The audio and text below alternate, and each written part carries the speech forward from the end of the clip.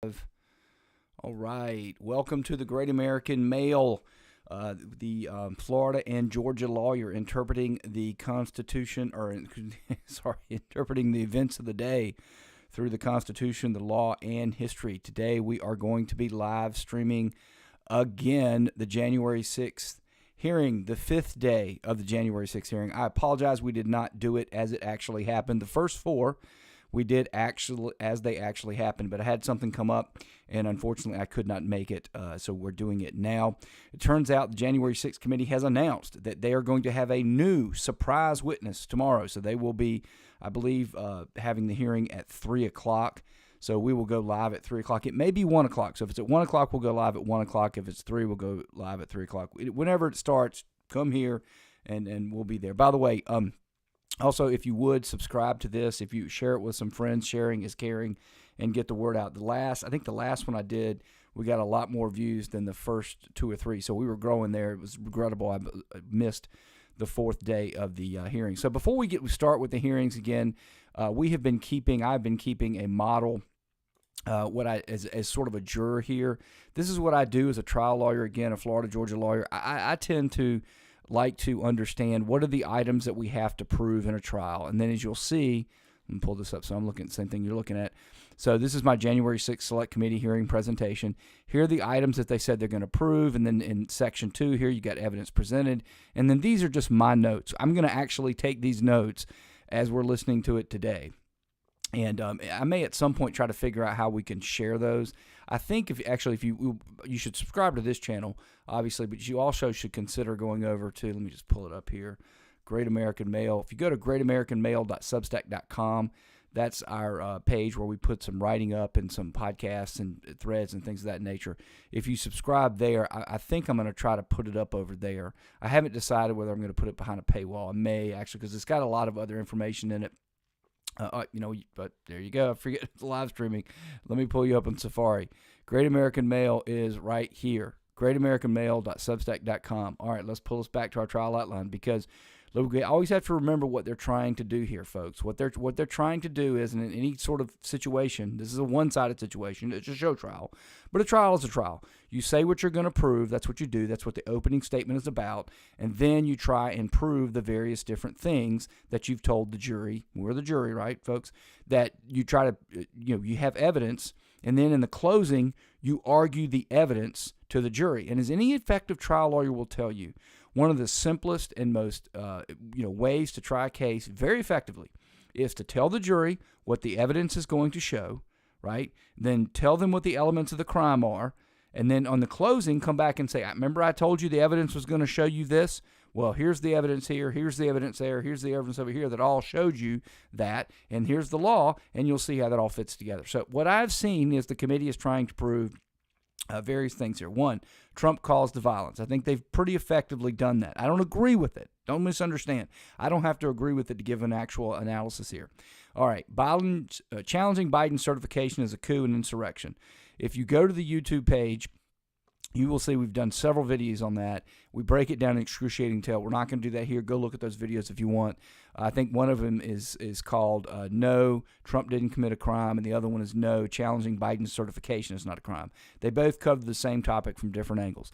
All right, number 3, that Trump incited violence. That's Brandenburg versus Ohio. They have not shown that. I also don't think they've shown effectively that challenging Biden's certification is a coup and insurrection, but we shall see as they go. Trump was derelict in his duty on January 6th. They've touched on that. I don't believe they showed that either. Trump is not eligible for future office under Section 3 of the 14th Amendment. They haven't done that. They're going to have to show a coup. Trump has a connection to the Oath Keepers and the Proud Boys, who had an independent insurrection plan. I have no idea what that's about, but that's what they seem to be attempting to show us. And then Trump grifted Americans by raising campaign cash for a legal defense fund, which didn't exist and never spent cash on lawsuits. Again, this one, like most of the things they're doing here, I just don't think they've done. So if you scroll down, you'll see I've got my notes on hearing day 1. We go down. We're now on hearing day 5, so let me get that in place so we're ready to go. And we scroll down to hearing day 5. Boom, bammo. Again, I may see what we'll do here because I've got some articles here that are good. I've got some links to things that that help me keep along what's going on here. So anyway, let's switch back to Safari, and without further ado, let's get started.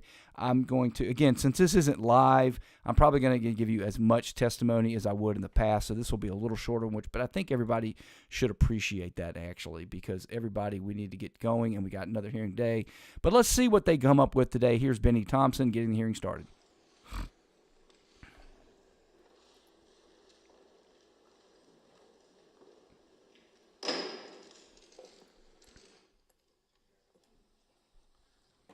The Select Committee to investigate the January 6th attack on the United States Capitol will be in order.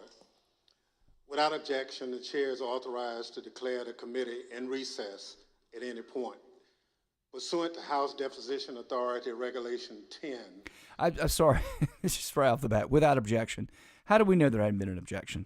Was it put out for objection? I mean, folks, this is how the Democrat Party apparently thinks government should work. I mean, he didn't even put it out for an objection. I know no one's going to object. Don't misunderstand. I'm trying to, I'm not trying to belabor the point, but it's just, it's sick how we've gotten to at this point. The chair announces the committee's approval to release the deposition material presented during today's hearing. Good afternoon. Again, offensive. So again, I want you to understand, you're only getting the material that they present today. That's it. Just the material they present today. So we've got millions of pieces of evidence back here.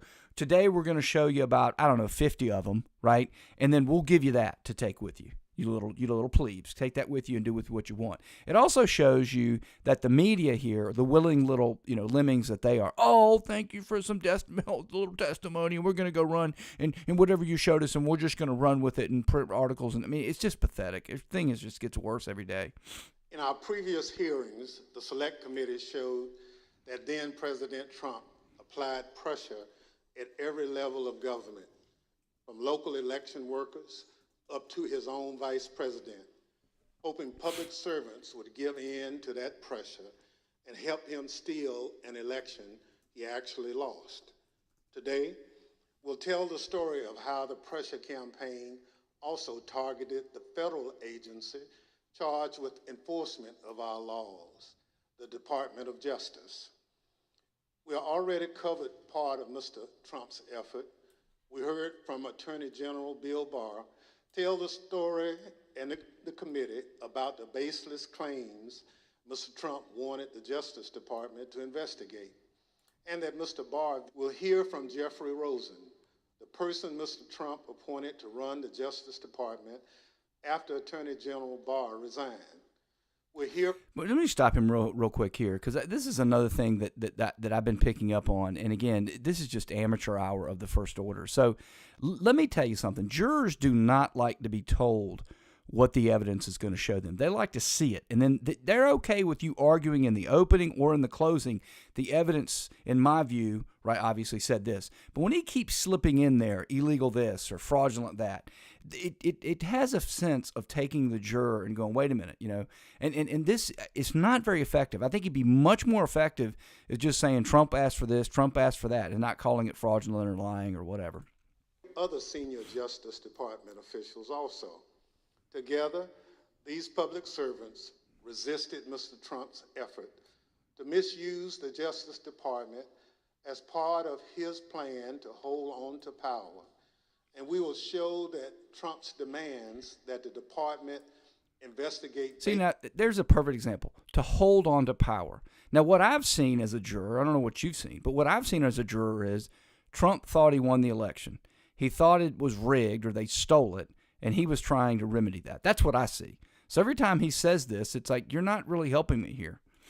His claims of election fraud continued into January 2021.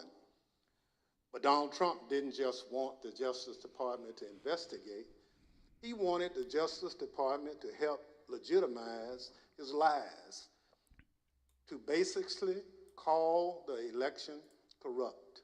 To a point. So again, I just don't think it's effective to call him lies. I mean, he would be better off just saying his baseless belief, or I wouldn't even do that. Just his belief. I would leave it there and let the juror, come to it on their own. But anyway, obviously at this point they're not stopping. I also think these continued, you're going to hear from Cheney and from Benny Thompson every time, is a waste of time. They'd be better off going right to the person who I think is going to be Kinzinger today. Special counsel to investigate alleged election fraud. to send a letter to 6 state legislatures urging them to consider altering the election results. And when these and other efforts failed, Donald Trump sought to replace Mr. Rosen, the acting Attorney General, with a lawyer who he believed would inappropriately put the full weight of the Justice Department behind the effort to overturn the election. Let's think about what that means. Wherever you live in the United States, there's probably a local government executive, a mayor, or a county commissioner. There's also an official responsible for laws, a district attorney, or a local prosecutor. Imagine if your mayor lost a re-election bid, but instead of conceding the race, they picked up the phone, called the district attorney, and said, I want you to say this election was stolen. I want you to tell the Board of Elections not to certify the results. That's essentially what Donald Trump was trying to do with the election for president of the United States. See, again, overreaching. Folks, I'm sorry to keep doing this, but these people just don't understand what they're doing. You're overreaching, Benny. I mean, again, I understand that's what you want us to believe and to say that he did. But the fact of the matter is, if that mayor felt like the election was rigged, he'd be right to do it. And again, I understand Benny Thompson doesn't think that, but this is not as effective as if he just said, what if they did this, right? It was a brazen attempt to use the Justice Department to advance the president's personal political agenda. Today, my colleague from Illinois, Mr. Kinzinger, and other witnesses will walk through the Select Committee's findings on these matters. But first, I recognize our distinguished Vice Chair, Ms. Cheney of Wyoming, for any opening statement she's care to offer. I'm just going to let her go. But again, I don't care what she has to say. It's boring. Our committee has just begun to show America the evidence that we have gathered. There is much more to come, both in our hearings and in our report. But I'd like to take just a moment to put everything we've seen in context. Please don't. We've already seen how President Trump falsely declared victory on November 3rd, 2020. How he and his team launched a fraudulent media campaign that persuaded tens of millions of Americans that the election was stolen from him. Donald Trump intentionally ran false ads on television and social media, featuring allegations that his advisors and his Justice Department repeatedly told him were untrue. We have also Some people seen told him how were untrue. Donald Trump launched a fraudulent fundraising campaign that raised hundreds of millions of dollars, again, based on those same false election fraud allegations. We've seen how President Trump and his allies corruptly attempted to pressure Vice Pence to refuse to count lawful electoral votes and obstruct Congress's proceedings on January 6th. So I'm going to stop her How he real quick. So provoked a again, violent this is what I began is just ineffective. And again, if they were paying me, I could give them this good advice. Okay, so he kept telling people that his own people said were untrue. Some of their own people. So what's been developed in this so far in these hearings is that there seem to be sort of three camps in the Trump universe. There's the camp, like the Bill Barr camp, like, oh, this is all BS and it's not true and I'm not going to do any of this, right? And then there's the sort of middle of the road camp that's like, well, sir, I mean, we're happy to look and keep looking, but we're not comfortable with some of the things you're talking about doing. And then there's this third camp, like Giuliani and the Kraken and apparently some of the other folks that we're going to talk about today, Clark and others. They're like, oh, heck yeah, everything we got to do, Eastman, everything we got to do to get this righted, we were wrong and we're going to get it right. Those are the three camps. So for Cheney to keep coming in there and saying he was told by his own people it were untrue insults our intelligence. And I don't want my intelligence insulted. I mean, I know what she means. She means that there were very powerful, prominent people within his own group that told him it was untrue. Then she told the lie about the campaign. Now, folks, we all know that you can raise, again, she's a flipping politician and she's talking about campaign contributions. I mean, we all know that that's what they do. I mean, but setting that aside, you can't whipsaw the guy and say, hey, he raised a lot of money, he didn't spend it on Trump lawsuits because the lawsuits got shut down real quickly. Well, he probably would have. And this is the kind of thing that you do when you don't have anybody on the other side saying the obvious debunk. you get to continue to do this. Now, there's two reasons why it's bad. One, because it's not the American process. But number two, it's boring, Liz. We know what you're up to. Anyway, she continues. To pursue the Vice President and others in our capital. We have seen how the President oversaw and personally participated in an effort in multiple states to vilify, threaten, and pressure election officials, and to use false allegations to pressure state legislators to change the outcome of the election. We've seen how President Trump worked with and directed the Republican National Committee and others to organize an effort to create fake electoral slates, and later to transmit those materially false documents to federal officials, again as part of his planning for January 6th. We have seen how President Trump persuaded tens of thousands of his supporters to travel to Washington, D.C. for January 6th. And we will see in far more detail. We know there was hundreds of thousands, and this is just, they are so childish, it's unbelievable. As you can tell, these efforts were not some concocted overnight. Each required planning and coordination. Some required significant funding. All of them were overseen by President Trump. And much more information will be presented soon regarding the President's statements and actions on January 6th. Today, as Chairman Thompson indicated, we turn to yet another element of the President's effort to overturn the 2020 election, this one involving the Department of Justice. A key focus of our hearing today will be a draft letter that our witnesses here today refused to sign. This letter was written by Mr. Jeff Clark with another Department of Justice lawyer, Ken Klukowski, and the letter was to be sent to the leadership of the Georgia State Legislature. Other versions of the letter were intended for others. Neither Mr. Clark nor Mr. Klukowski had any evidence of widespread election fraud, but they were quite aware of what Mr. Trump wanted the department to do. Jeff Clark met privately with President Trump and others in the White House and agreed to assist the president without telling the senior leadership of the department who oversaw him. As you will see, this letter claims that the U.S. Department of Justice's investigations have, quote, identified significant concerns that may have impacted the outcome of the election in multiple states, including the state of Georgia. In fact, Donald Trump knew this was a lie.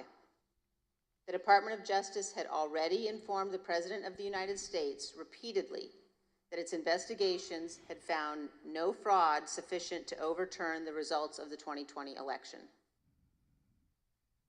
The letter also said this, quote, in light of these developments, the department recommends that the Georgia General Assembly should convene in special session, end quote, and consider approving a new slate of electors. And it indicates that a separate, quote, fake slate of electors supporting Donald Trump has already been transmitted to Washington, D.C.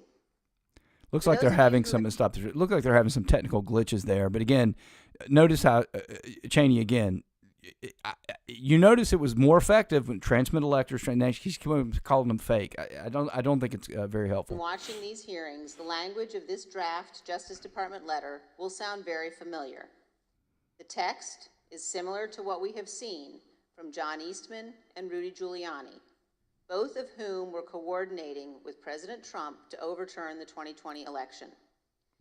When one of our witnesses today, Mr. Donahue, first saw this draft letter, he wrote this, quote, this would be a grave step for the department to take, and it could have tremendous constitutional, political, and social ramifications for the country, end quote. This committee agrees. Had this letter been released on official Department of Justice letterhead. So it's funny. This just occurred to me. I've done, I don't know, probably 50 to 60 trials in my time. And, it's interesting. You make an opening statement and you make a closing statement. And then there are some objections, but you're really not supposed to hear from the lawyers. I'm not allowed to testify, right? And judges will get on you if you stand up and do an objection and even start to so-called speaking objections. They don't like it at all. And the reason is because the testimony is supposed to come from the witnesses. So this sort of idiotic nonsense notion that we're going to have, the two co-chairs, whatever, they've each go on about 5 or 6 minutes. And then we're going to have another person who's doing testimony talk for 5 or 6 minutes. It not only takes away from the evidence, but it's very inappropriate for every single time for Cheney to go, oh, by the way, let me tell you what I think every time. It's just really, falsely informed it's really all ineffective. Americans, including those who might be inclined to come to Washington on January 6th, that President Trump's election fraud allegations were likely very real. Here is another observation about this letter. Look at the signature line. It was written by Jeff Clark and Mr. Klukowski, not just for Clark's signature, but also for our witnesses today, Jeff Rosen and Richard Donahue. So when what? It became clear that neither Mr. Rosen nor Mr. Donahue would sign this letter, President Trump's plan necessarily changed. As you will hear today, Donald Trump offered Mr. Clark the job of acting Attorney General, replacing Mr. Rosen, with the understanding that Clark would send this letter to Georgia and other states. Perfectly within his rights constitutionally, by the way. One other point. Millions of Americans have seen the testimony of Attorney General Barr before this committee. At one point in his deposition, the former Attorney General was asked why he authorized the Department of Justice to investigate fraud in the 2020 election at all. Why not just follow the regular course of action and let the investigations occur much later in time, after January 6th? Here's what he said. Now, folks, I felt the responsible thing to do was to be in a position to have a view as to whether or not there was fraud. And frankly, I think the fact that I put myself in the position that I could say that we had looked at this and didn't think there was fraud was really important to moving things forward. And I sort of shudder to think what the situation would have been if the position of the department was, we're not even looking at this until after Biden's in office. I'm not sure we would have had a transition at all. Again, this is the type of bombastic statement that is just really inappropriate. And again, it's the type of thing they're doing here. They think it's effective. I don't. I think it's, when you bend over like a pretzel, you're not a very effective witness. So now they're saying, oh, by the way, Barr really looked into the fraud. He found there was no fraud. Oh, and oh, by the way, the fact that he looked into the fraud is also part of the fraud. And oh, by the way, right, you weren't going to do this if Barr didn't do it. I mean, this is just, folks, I am very disappointed in Bill Barr here. But again, this is what you can do when you have an adversarial process. And I also want you to understand what Liz Cheney just said there. And what she claims to be a Republican, right? She's a Republican. So in her view, if there's rampant fraud, the federal government has no power to look into it until after the election. So if in 2024, right, Ron DeSantis somehow steals the election, right, Biden's administration has no ability to look into it. Yeah, good luck with that, Liz. I want to thank each of our witnesses before us today for your role in addressing and rebutting the false allegations of fraud at the root of January 6th. And thank you for standing up for the Constitution and for the rule of law. Again, it's not effective to thank your own witnesses. When you're in a courtroom, people know. When you call the witness, you're a plaintiff witness or a defense witness or what have you, people know. They know you're there. They can tell, too, by the way, that you're talking to them. And to thank them and then standing up for the Constitution, I mean, this is just so over the top. This is the worst one they've done so far. Behaved in the honorable way our witnesses did. At the close of today's hearing, we will see video testimony by 3 members of Donald Trump's White House staff. They will identify certain of the members of Congress who contacted the White House after January 6th to seek presidential pardons for their conduct. Of course they did. Thank you, Mr. Chairman. All right, we're going to get an ad here. I'm gonna turn it down. What do I want? So we're not going to listen to that. And I'm going to show you real quickly. So there's an article up if you go to our GreatAmericanMail.substack page and you look at the idea that that's entitled "No, Trump Didn't Commit a Crime." This is an article that goes into excruciating detail about whether or not Trump, I think we can skip out of this, so let me do that and pause it, whether Trump committed a crime on January 6th. And if you scroll down, this is an immediate rebuttal to what Liz Cheney just said. Scroll down to the bottom of it, you'll see right here, Biden, it's too long of a sentence, with 39 representatives. If you click that up, that'll bring up the New York Times article. 147 Republicans who voted to overturn election results. That's dated January 7th, 2021. And it basically talks about, and again, I want you, the title here is important because most 60% of Americans don't read past the title. 104 who voted to overturn the election results. So this was being floated before any of this happened. So if you had any sense, you knew they were going to come after you. There's two reasons you asked for a pardon. One, you're guilty and you'd like to be forgiven for what you've done. Number two, you think you might be the victim of a political persecution, which is exactly what's been happening. And I would remind you of Michael Flynn. Remember what happened to him? We can maybe go into that if we get a chance here today. We'll see. But again, asking for a pardon. And by the way, just remember, if you're more than like 4 years old, you know this. Every time Trump said, "Oh, well, anybody takes the fifth," they went nuts. But now they're doing it. So it's just really kind of sad. Sorry. Chair recognized the gentleman from Illinois, Mr. Kinzinger, for an opening statement. Soon to be on CNN, Mr. Adam Chairman, and Kinzinger thank you there. to our witnesses for being here.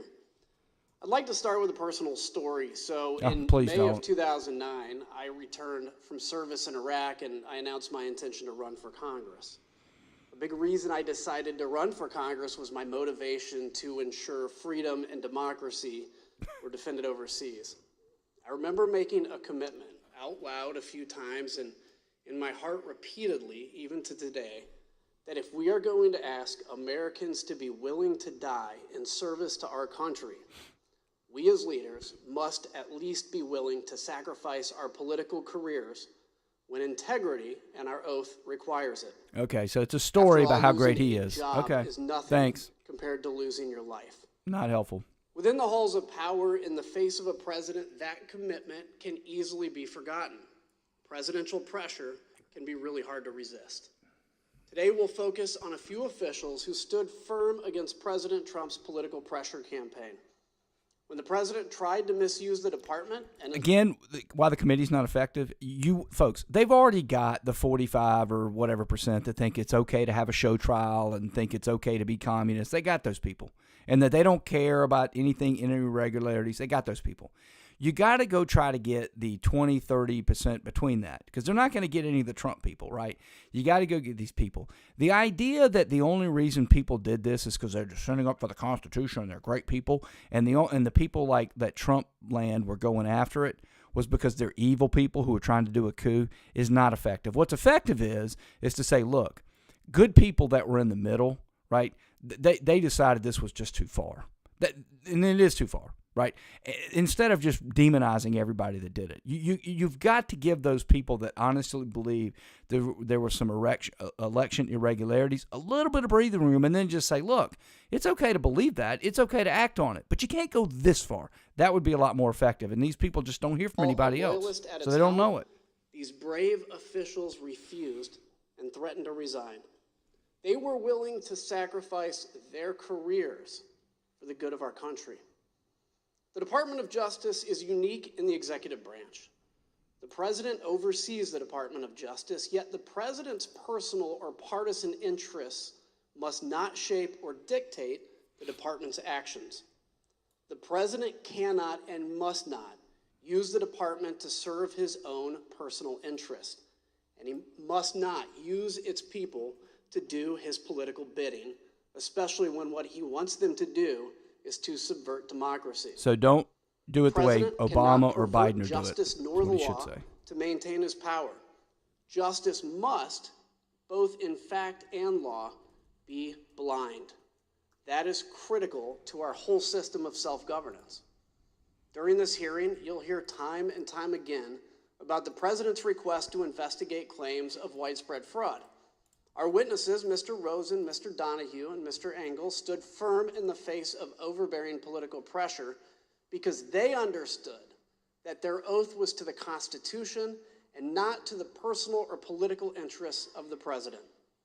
The president and his allies became keenly aware that with legal challenges exhausted and electoral votes certified, their only hope would be a last-ditch scheme to prevent Congress from certifying the win. It's not a scheme. Thus throwing the entire system into constitutional chaos. It's called the 12th Amendment. The president wanted the department to sow doubt in the legitimacy of the election, to empower his followers and members of Congress to take action. If the department could just lend its credibility to the conspiracies, people would have the justification they needed to spread the big lie. So President Trump ultimately wanted the Department of Justice to say the election was, quote, corrupt and, quote, leave the rest to me and the Republican congressman.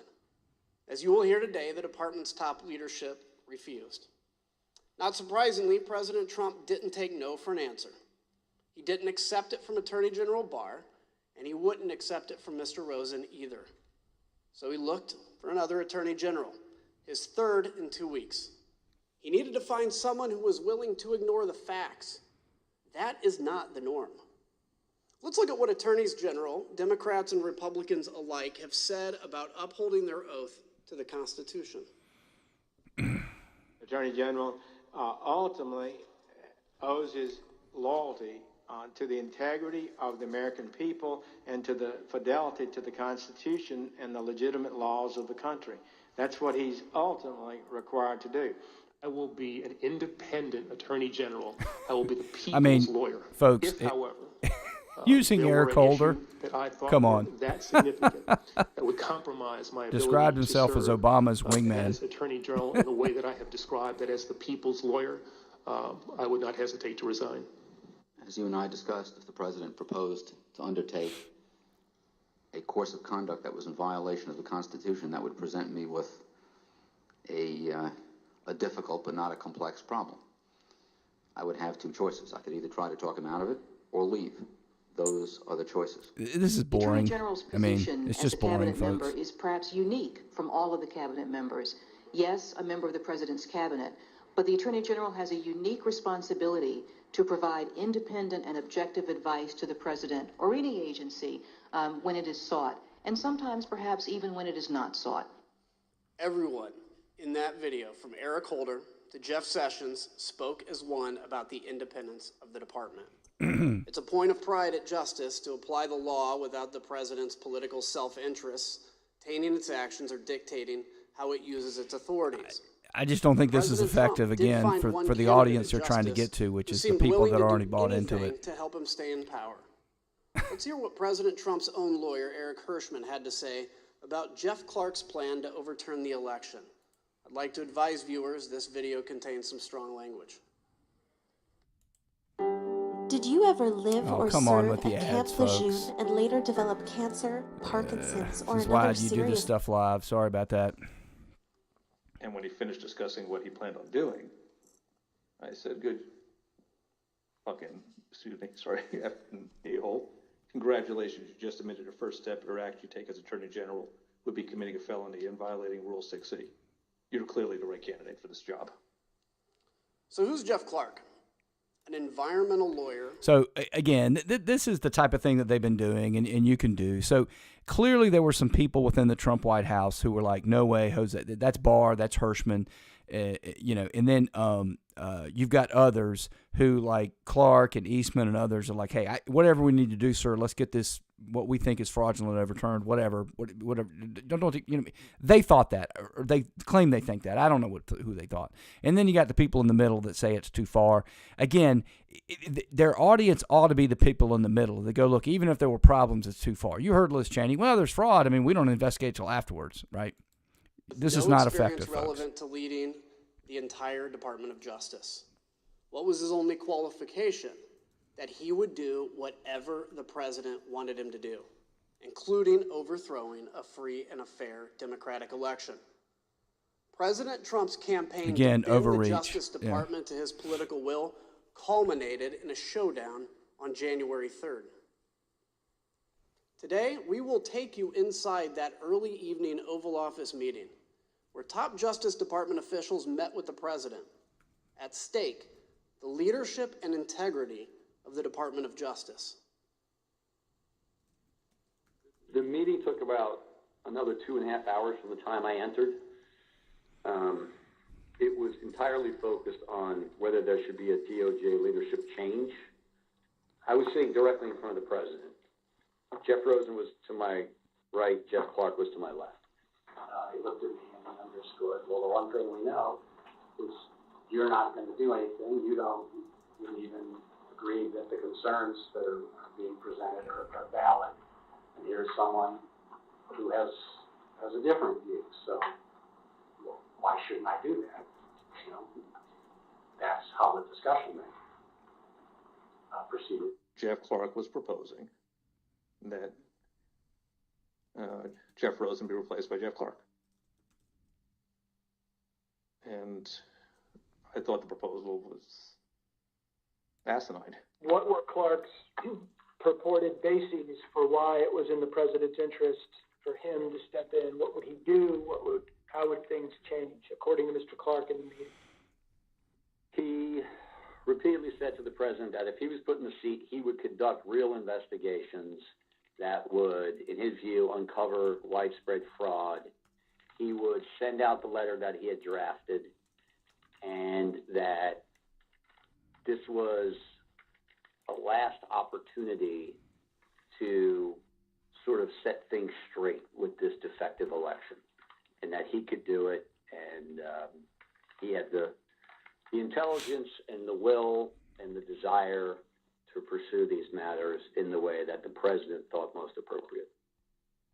And he was making a pitch, and every time he'd get clobbered over the head, he would say, like a call to order, the president's your decision, you get the chance to make this decision, and you've heard everybody and you can make your determination. And then we jump back in and really clobber him. I made the point that Jeff Clark is not even competent to serve as the Attorney General. He's never been a criminal attorney. He's never conducted a criminal investigation in his life. He's never been in front of a grand jury, much less a trial jury. Now, folks, that's not a qualification of the Attorney General of the United States of America, folks. I mean, this is the kind of this is the kind of tell about witnesses you got here. I mean, obviously Hirschman hates everything that happened here. He's shown himself to be about as anti-Trump as he can be. Now, I don't know if he's anti-Trump because he thinks the plan is really Huey and there's no fraud, or is where they're anti-Trump before. But, you've got Donahue here saying this. That is just false. You can be the Attorney General without that. And there have been many a time. I mean, Bobby Kennedy, hello? Anyway, it's just, I don't like people being lied to. I retorted by saying, well, I've done a lot of very complicated appeals and civil litigation, environmental litigation, and things like that. And I said, that's right, you're an environmental lawyer. How about you go back to your office and we'll call you when there's an oil spill. And Pat Cipollone weighed in at one point, I remember saying, that letter that this guy wants to send, that letter is a murder-suicide pact. It's going to damage everyone who touches it.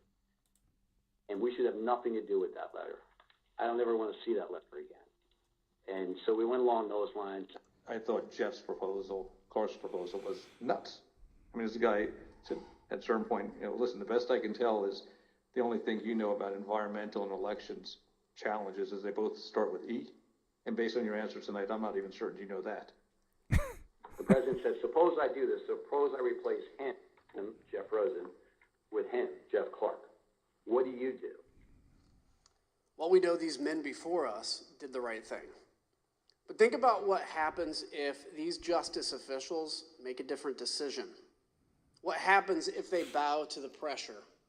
What would that do to us as a democracy, as a nation? Imagine a future where the president could screen applicants to the Justice Department with one question. All right, now real quick here. What did Clark wanted to do? Clark wanted to send a letter, and he wanted to do some investigating. That's what he wanted to do. And all of a sudden, that's anti-democratic to Mr. Kienzger. Are you loyal to me or to the Constitution? And it wouldn't take long to find people willing to pledge their loyalty. Nobody said there was anything wrong with the Constitution there, folks. I'm taking notes so I can go back to my notes here. Hirschman's clearly unhappy with him. Donahue says he's not qualified. Then Hirschman came back in. Cipollone said it's a suicide pact. Nobody said anything about the Constitution here, folks. Again, they can pull this over the wall of some people who aren't paying attention, but not the Great American Mail, not us. Supporters on January 6th also wanted the Justice Department to do whatever he asked, as long as it meant he could stay in power. They made sure Justice Department officials heard his message as they protested loudly in front of the department on their way to the Capitol on January 6th. Do your job! Do your job! Do your job! Do your job! Do your job! Live in D.C., we're marching to the Capitol. We are at the Department of Justice right now telling these cowards to do their job. All right, here we go with another ad. I'm going to try to skip it. What do you want? want a job that I don't hate. Yeah, I guess they're so quick we can just get out of them. Sorry about that. Tomorrow we will not have to do that because we'll be covering it live. Sorry about that.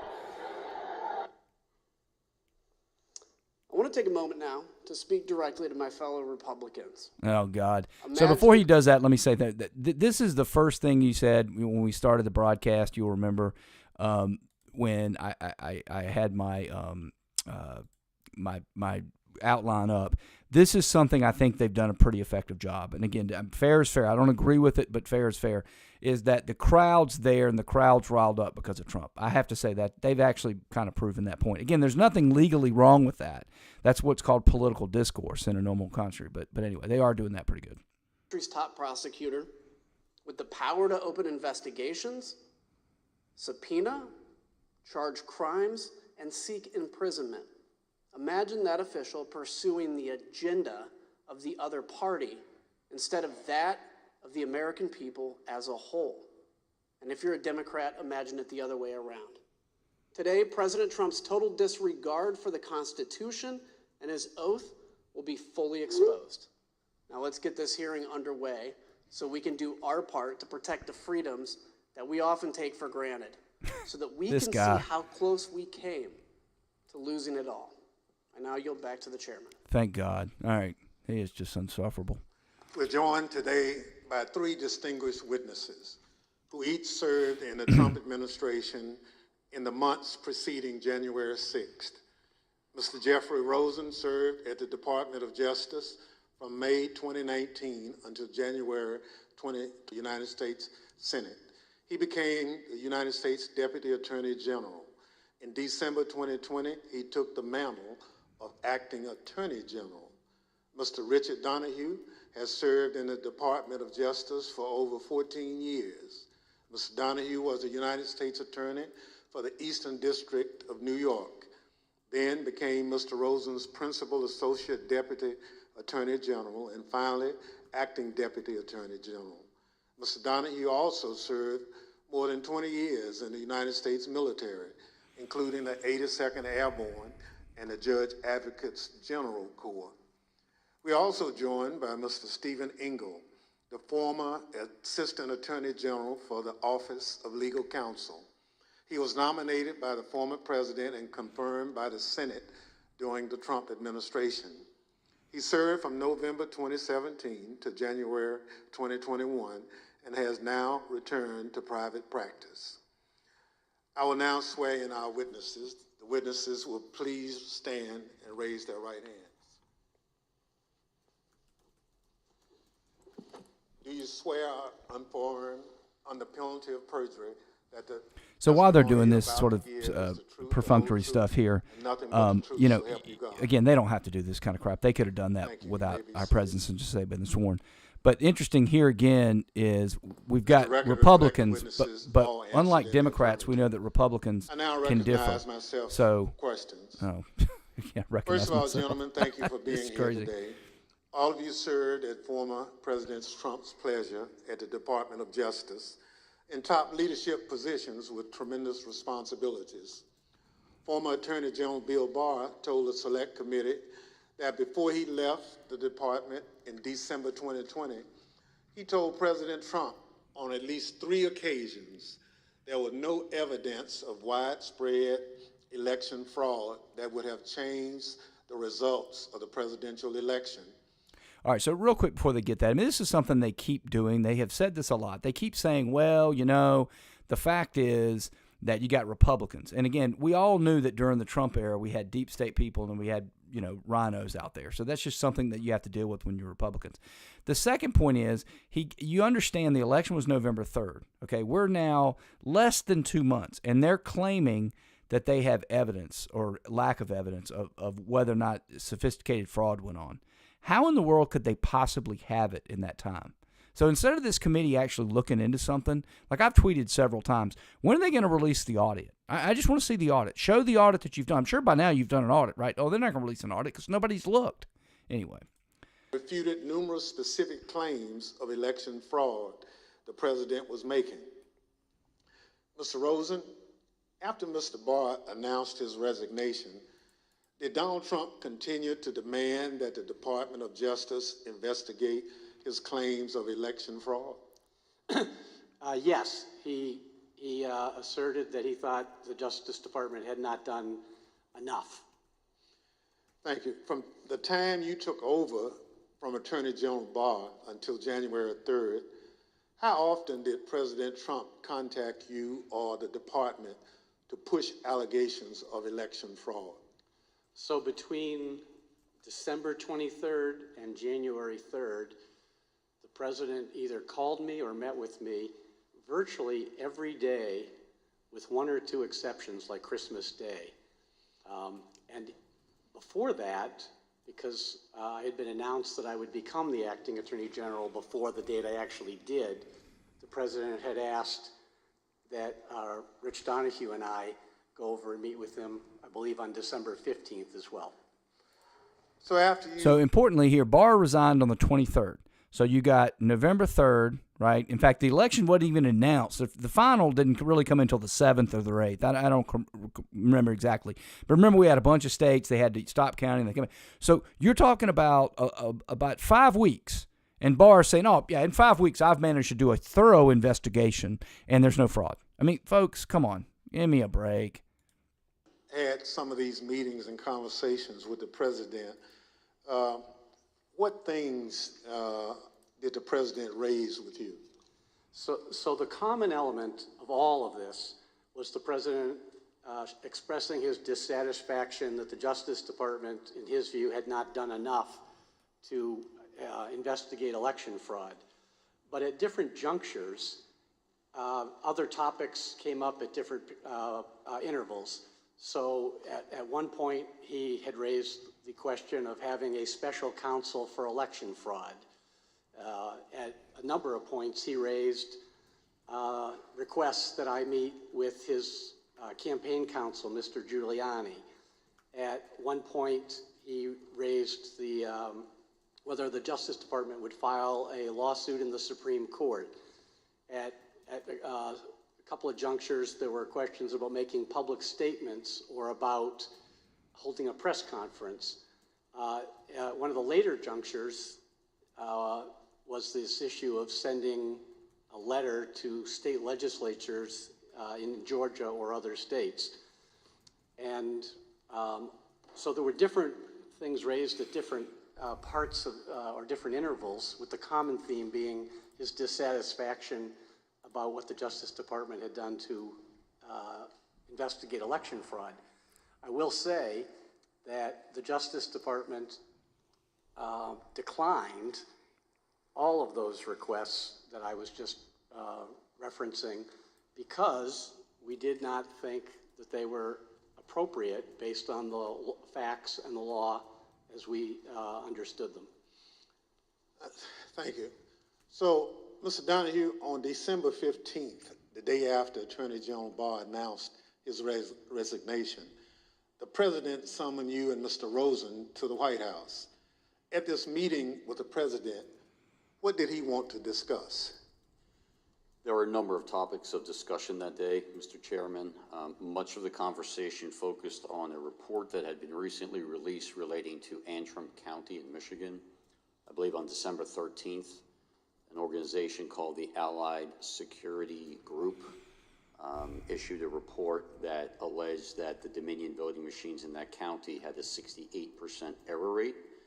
The report was widely covered in the media. We were aware of it. We obtained a copy of it on the 14th of December, the day prior. We circulated to the U.S. attorneys in Michigan for their awareness.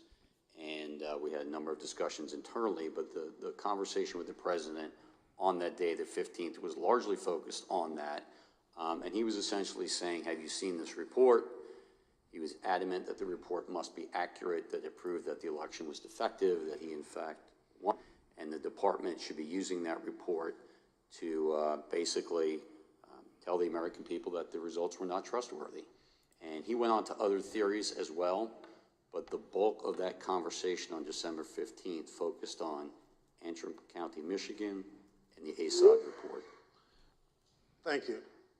Mr. Engel, we know that Attorney General Barr announced on December 1st, 2020, that the Department of Justice had found no evidence of widespread fraud that could have changed the outcome of the election.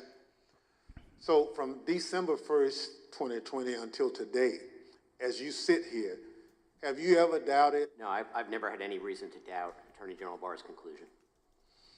Thank you. Pursuant to Section 5C8 of House Resolution 503, the chair now recognizes the gentleman from Illinois, Mr. Kinzinger, for questions. Thank you, Mr. Chairman. In the weeks leading to January 6th, the Department of Justice fielding almost daily requests from the president to investigate claims of election fraud. Each claim was refuted time and time again, an effort Attorney General Barr described as whack-a-mole.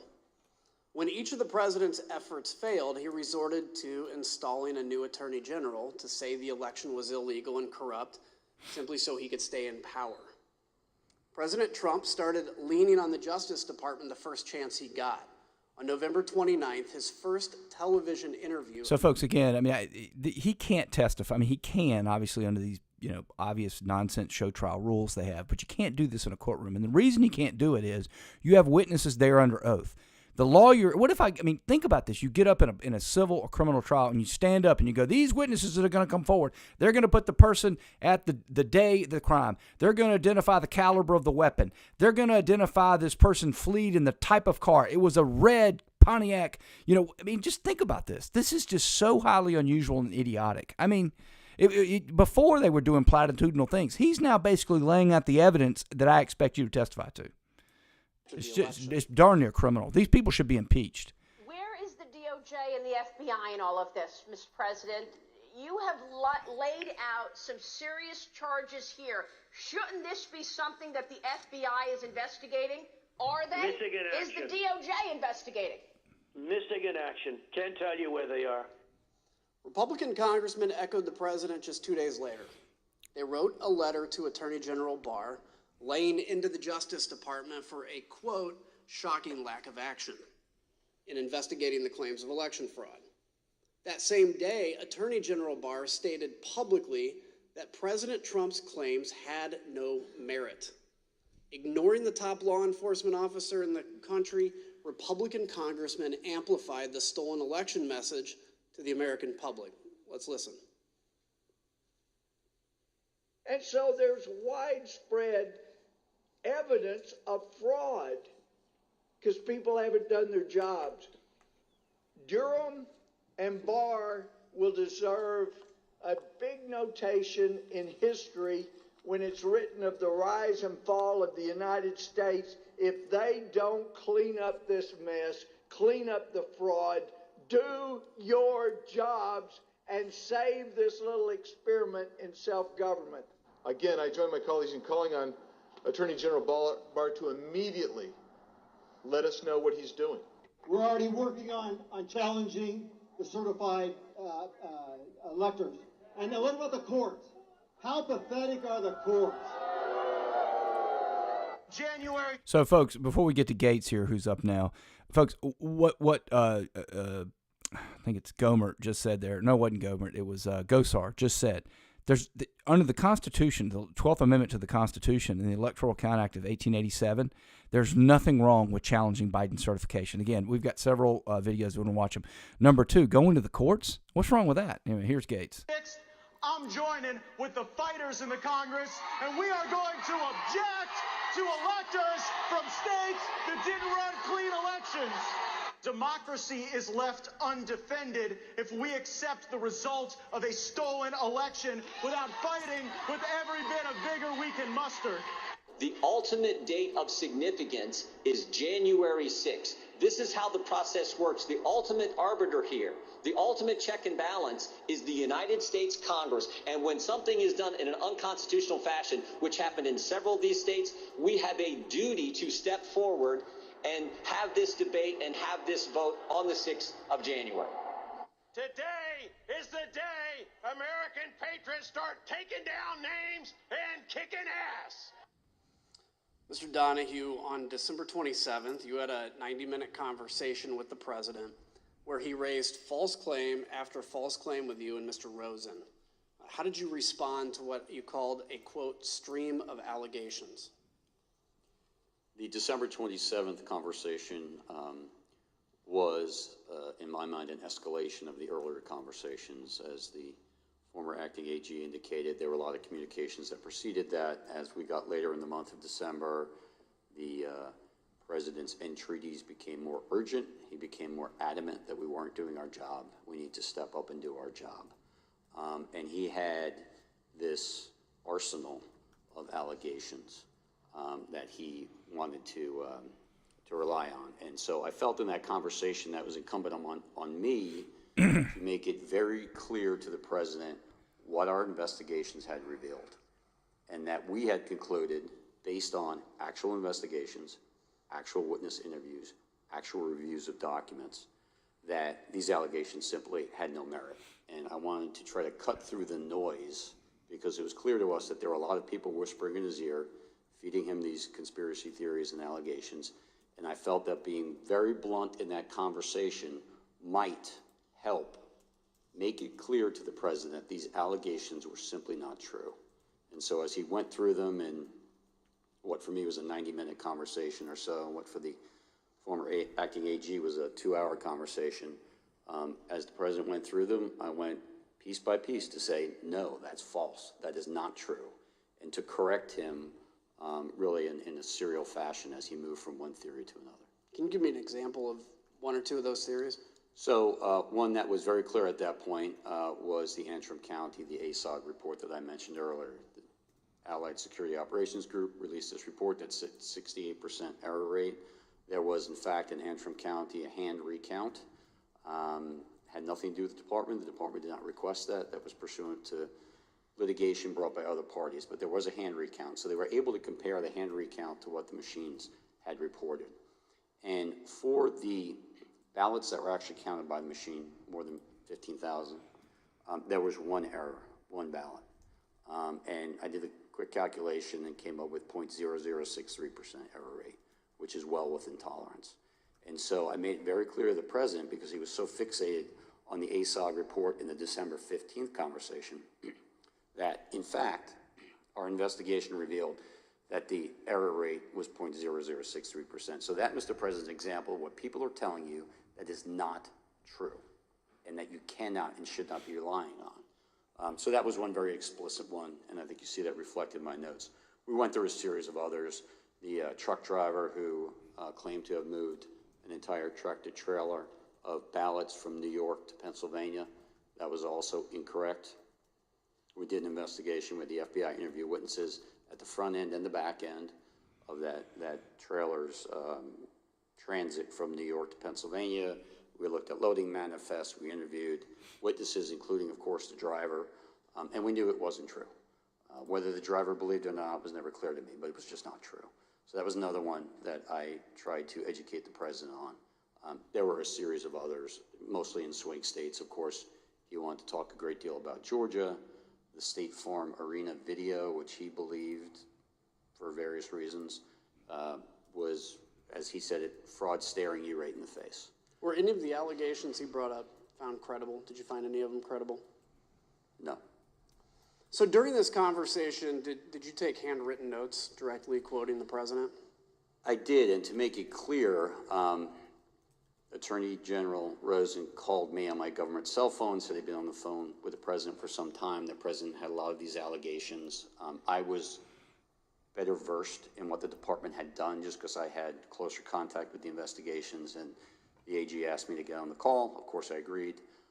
And I began taking notes only because at the outset the president made an allegation I had not heard. I had heard many of these things. I knew many of them were investigated. But when the president, at least when I came to the conversation, when he began speaking, he brought up an allegation I was completely unaware of. And of course that concerned us. So I simply reached out and grabbed a notepad off my wife's nightstand and a pen, and I started jotting it down. That had to do with an allegation that more than 200,000 votes were certified in the state of Pennsylvania that were not actually cast. Sometimes the president would say it was 205, sometimes he would say it was 250, but I'd not heard this before, and I wanted to get the allegation down clearly so that we can look into it if appropriate. And that's why I started taking those notes. And then as the conversation continued, I just continued to take the notes. Let's take a look at the notes, if we could right now. As we can see on the screen, you actually quote President Trump asking, "Where's DOJ?" just like we heard him say in his first television interview. How did you respond to that? So both the acting AG and I tried to explain to the president on this occasion and on several other occasions that the Justice Department has a very important, very specific, but very limited role in these elections. States run their elections. We are not quality control for the states. We are obviously interested in and have a mission that relates to criminal conduct in relation to federal elections. We also have related civil rights responsibilities. So we do have an important role. But the bottom line was, if a state ran their election in such a way that it was defective, that is to the state or Congress to correct. It is not for the Justice Department to step in. And I certainly understood the president as a layman, not understanding why the Justice Department didn't have at least a civil role to step in and bring suit on behalf of the American people. We tried to explain that to him. The American people do not constitute the client for the United States Justice Department. The one and only client of the United States Justice Department is the United States government.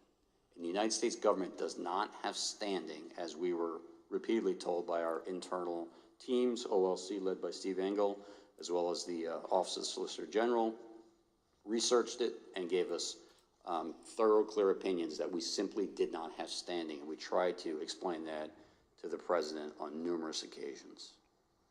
Let's take a look at another one. Before they go there, there's a little bit of contradictory testimony, because I heard him say that there's criminal conduct, they do have standing, and they looked and they didn't see it. So he kind of tried to have it both ways there. But I think that's a fair point for them to make, to say, look, it's not for us to do it. Now, I just would hope the Democrats on the committee, and by Democrats I mean everybody in this committee is a Democrat, because the only people that were appointed were all by Pelosi. They're going to stand behind this. Now we know they won't, but anyway. So not a bad point. You also noted that Mr. Rosen said to Mr. Trump, quote, "DOJ can't and won't snap its fingers and change the outcome of the election." How did the president respond to that, sir? He responded very quickly and said, essentially, that's not what I'm asking you to do. What I'm just asking you to do is just say it was corrupt and leave the rest to me and the Republican congressman. Well, so it's interesting, and that was there for that soundbite. We've heard that before. But it's interesting, again, they still haven't gotten anybody just to use the language they're using, that Trump wanted you to overturn it. What he's saying is, you people aren't doing enough, you're not looking at the fraud enough, you're not doing enough, just let me handle it. If you won't do it, let me handle it. That's what I hear. Again, I'm not saying it's true. I don't know if it's true. Only God knows. So let's now put up the notes where you quote the president. As you're speaking to that, he said, the president said, "Just say the election was corrupt and leave the rest to me and the Republican congressman." So, Mr. Donahue, that's a direct quote from President Trump, correct? That's an exact quote from the president, yes. The next note shows that even that the president kept pressing, even though he'd been told that there was no evidence of fraud. The president keeps saying that the department was, quote, "obligated to tell people that this was an illegal, corrupt election." They do not want you to hear this. Oh my God. Skip the ad. And, all right, well, here we go. We're back. Not very long. That's also an exact sort of frustrating. Yes. Let me just be clear. We have an obligation to tell people that this was an illegal, corrupt election. Okay, well, that's what he believes. Did the department find any evidence to conclude that there was anything illegal or corrupt about the 2020 election? There were isolated instances of fraud. None of them came close to calling into question the outcome of the election in any individual state. And how would you describe the president's demeanor during that call? He was more agitated than he was on December 15th. The president, throughout all of these meetings and telephone conversations, was adamant that he had won and that we were not doing our job. But it did escalate. This is where these guys, again, I mean, this to me shows an innocent state of mind. You take what you wish from it. But the other thing is he's contradicting himself again here, because he had already said, I grabbed the notepad because he was talking about 200 votes were certified that hadn't been cast. What Trump's talking about, and this is there's two categories of issues that are going on here you have to understand. One is, was the vote actually cast by the person? Did a dead person vote? Did somebody get your mail-in ballot, fill it out, and send it in? That's outright fraud, illegal voting. Okay, that's one category.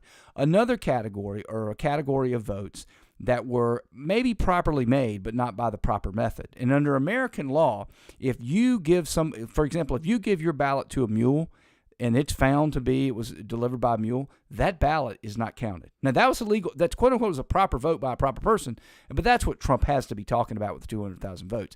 And again, Donahue is revealing himself to be in that group of people. I still can't tell if he's an anti-Trump or if he's one of those in the middle going, look, we just don't do this, sir. But it strikes me as odd that they're not really concerned about these allegations of fraud. But to be fair, I think at this point, if you remember, part of the problem was Trump's team, Giuliani and the Kraken and others, were going so over the top, making allegations that oftentimes they couldn't prove. And again, just like this January 6th committee is doing, I can tell you in a court, in front of a jury, if you tell them something and it's shown to be disproved, you lose all credibility. This is not politics out there. Until ultimately the meeting on January 3rd, which was sort of the most extreme of the meetings and conversations. So I want to make sure we don't gloss this over. Just say it was corrupt and leave the rest to us. The president wanted the top Justice Department officials to declare that the election was corrupt, even though, as he knew, there was absolutely no evidence to support that statement. See, again, a reach. He didn't know it. What the evidence has shown, Mr. Kinsger, is that he repeatedly believed it.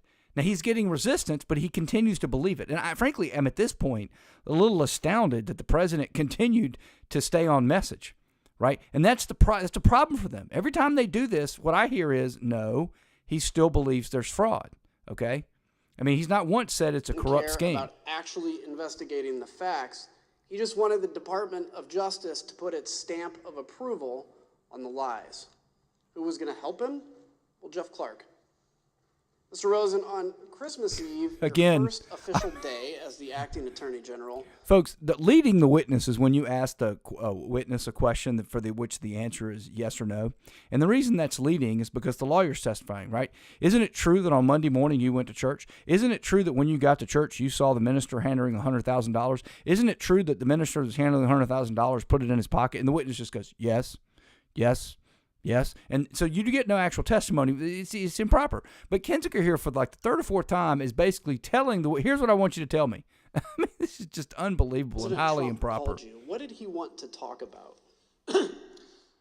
The same things he was talking about publicly. He wanted to talk about that he thought the election had been stolen or was corrupt, and that there was widespread fraud. And I had told him that our reviews had not shown that to be the case. So we had an extended discussion, probably 15, maybe 20 minutes, something like that, with him urging that the Department of Justice should be doing more with regard to election fraud. Did he mention Jeff Clark's name? Yes. It was just in passing. He made what I regarded as a peculiar reference. I don't remember the exact quote, but it was something about, did I know Jeff Clark, or did I know who he was, or something like that. And I told him I did, and then the conversation just moved on. But when I hung up, I was quizzical as to how does the president even know Mr. Clark? I was not aware that they had ever met or that the president had been involved with any of the issues in the civil division. So it was a bit of a surprise when he brought his name up? Yes.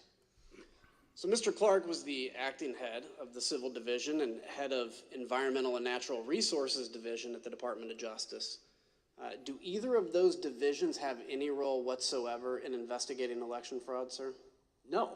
And to my awareness, Jeff Clark had no prior involvement of any kind with regard to the work that the department was doing that Attorney General Barr has talked about to this committee. So let's take a minute and explain why the president mentioned Jeff Clark's name to Mr. Rosen here on Christmas Eve. On December 21st, some Republican members of Congress met with President Trump in the White House to talk about overturning the 2020 election. Let's hear Representative Marjorie Taylor Greene talk about how this meeting got set up. I was the only new member at the meeting. I called President Trump on Saturday and said, we've got to have a meeting. There's many of us that feel like this election has been stolen. So on the screen, you'll see that President Trump's Chief of Staff, Mark Meadows, tweeted about that meeting right after it happened. He said, quote, several members of Congress just finished a meeting in the Oval Office with President Donald Trump, preparing to fight back against mounting evidence of voter fraud. Stay tuned. On the same day he met with these Republican members of Congress, President Trump called into a conservative political convention, and he used the opportunity to pressure the Department of Justice to investigate his bogus claims. The problem is we need a party that's going to fight, and we have some great congressmen and women that are doing it, and we have others, some great fighters, but we won this in a landslide. They know it, and we need backing from like the Justice Department, and other people have to finally step up. The Select Committee obtained records from the National Archives that show that Scott Perry was one of the congressmen who joined that meeting. We learned from White House records that you'll now see on the screen that the very next day, Representative Perry returned to the White House. This time he brought a Justice Department official named Jeffrey Clark. Representative Perry provided the following statement to his local TV affiliate. He said, quote, throughout the past 4 years, I've worked with Assistant Attorney General Clark on various legislative matters. When President Trump asked if I would make an introduction, I obliged. But why Jeff Clark? Let's hear Mr. Giuliani explain the kind of person that he and the president wanted these ads, at the guys. top of justice. All right, 1 second here. I'm going to try to. So lately I've been waking up. Stop that for a second. So we're going to hear from the thing, but I want to point out here what's going on. In fact, let me just turn it down and we'll be done with it. So you can't hear it. Shouldn't be. Okay, good. One of the problems that's going on here with Kinzinger is he literally just introduced a bunch of testimony. I mean, he literally just introduced testimony. There was no testimony there, so you didn't hear a witness talk about the meeting other than MGT. You didn't hear anybody authenticate the tweet from Mark Meadows. You didn't hear anybody authenticate the video from a Turning Point convention. That was the thing there. And now you have Scott Perry's visit to the White House, apparently through White House logs, that no one's authenticated. Now, folks, again, this is shocking to me that you have a prosecutor there's no defense attorney there, right? So they're the prosecutor, the defense attorney, the judge, they're everybody, and they can't even be bothered, right, to follow decent rules, and they're actually testifying. It's just shocking. I remember ever recommending to anybody that Mr. Clark, meaning Jeffrey Clark at DOJ, be given election-related responsibilities.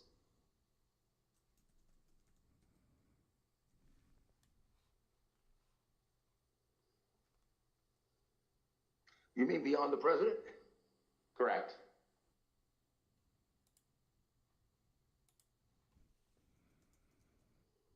Well, beyond the president, I do recall saying to people that somebody should be put in charge of the Justice Department who isn't frightened of what's going to be done to their reputation.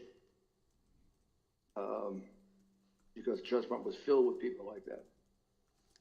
Should put somebody that's not frightened of what's going to be done to their reputation. Mr. Donahue, when you told the president... So, folks, again, this is a perfect example of why you have a show trial and why they're improper, okay? Because what Giuliani is saying in there is capable of various interpretations. One person might say, well, he wants somebody that's scared of his shadow. And again, one thing you got to understand here, all three of these quote-unquote Republicans that are there, I don't know if they're rhinos, Trump, I don't know.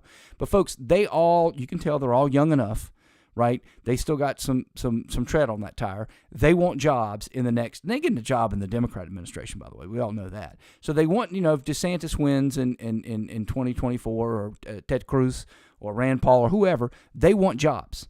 So they're trying to thread the needle here, but let's be honest. There's no way they were going to go out of their way and do anything crazy. So now, it could be what Kinziger's saying. I mean, I believe in being fair here. We don't have to agree. Let's be clear. It could be what he's trying to paint, but we don't know that. That's why you don't do show trials. You wouldn't pursue baseless claims of fraud. Was it because you were worried about your reputation? No, not at all. Mr. Clark's name. So you ask a witness, now, sir, did you do the proper thing? Were you I mean, come on, folks. This is just so silly.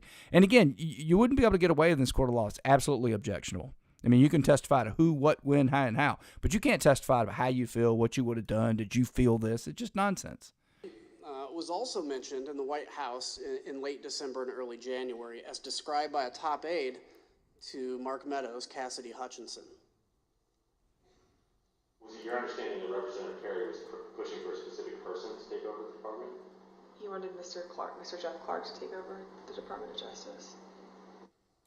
Mr. Rosen, after your call with President Trump on December 24th, you spoke with Mr. Clark on December 26th about his contact with the president. Can you tell us about that conversation? Yes. Because I had been quizzical about why his name had come up, I called him and I tried to explore if he would share if there was something I ought to know. And after some back and forth, he acknowledged that shortly before Christmas, he had gone to a meeting in the Oval Office with the president. That, of course, surprised me. And I asked him, how did that happen? And he was defensive. He said it had been unplanned, that he had been talking to someone he referred to as General Perry, but I believe is Congressman Perry. And that unbeknownst to him, he was asked to go to a meeting and he didn't know it, but it turned out it was at the Oval. He found himself at the Oval Office, and he was apologetic for that. And I said, well, you didn't tell me about it. It wasn't authorized, and you didn't even tell me after the fact. This is not appropriate. But he was contrite and said it had been inadvertent and it would not happen again, and that if anyone asked him to go to such a meeting, he would notify Rich Donahue and me. Is there a policy that governs who can have contact directly with the White House? Yes.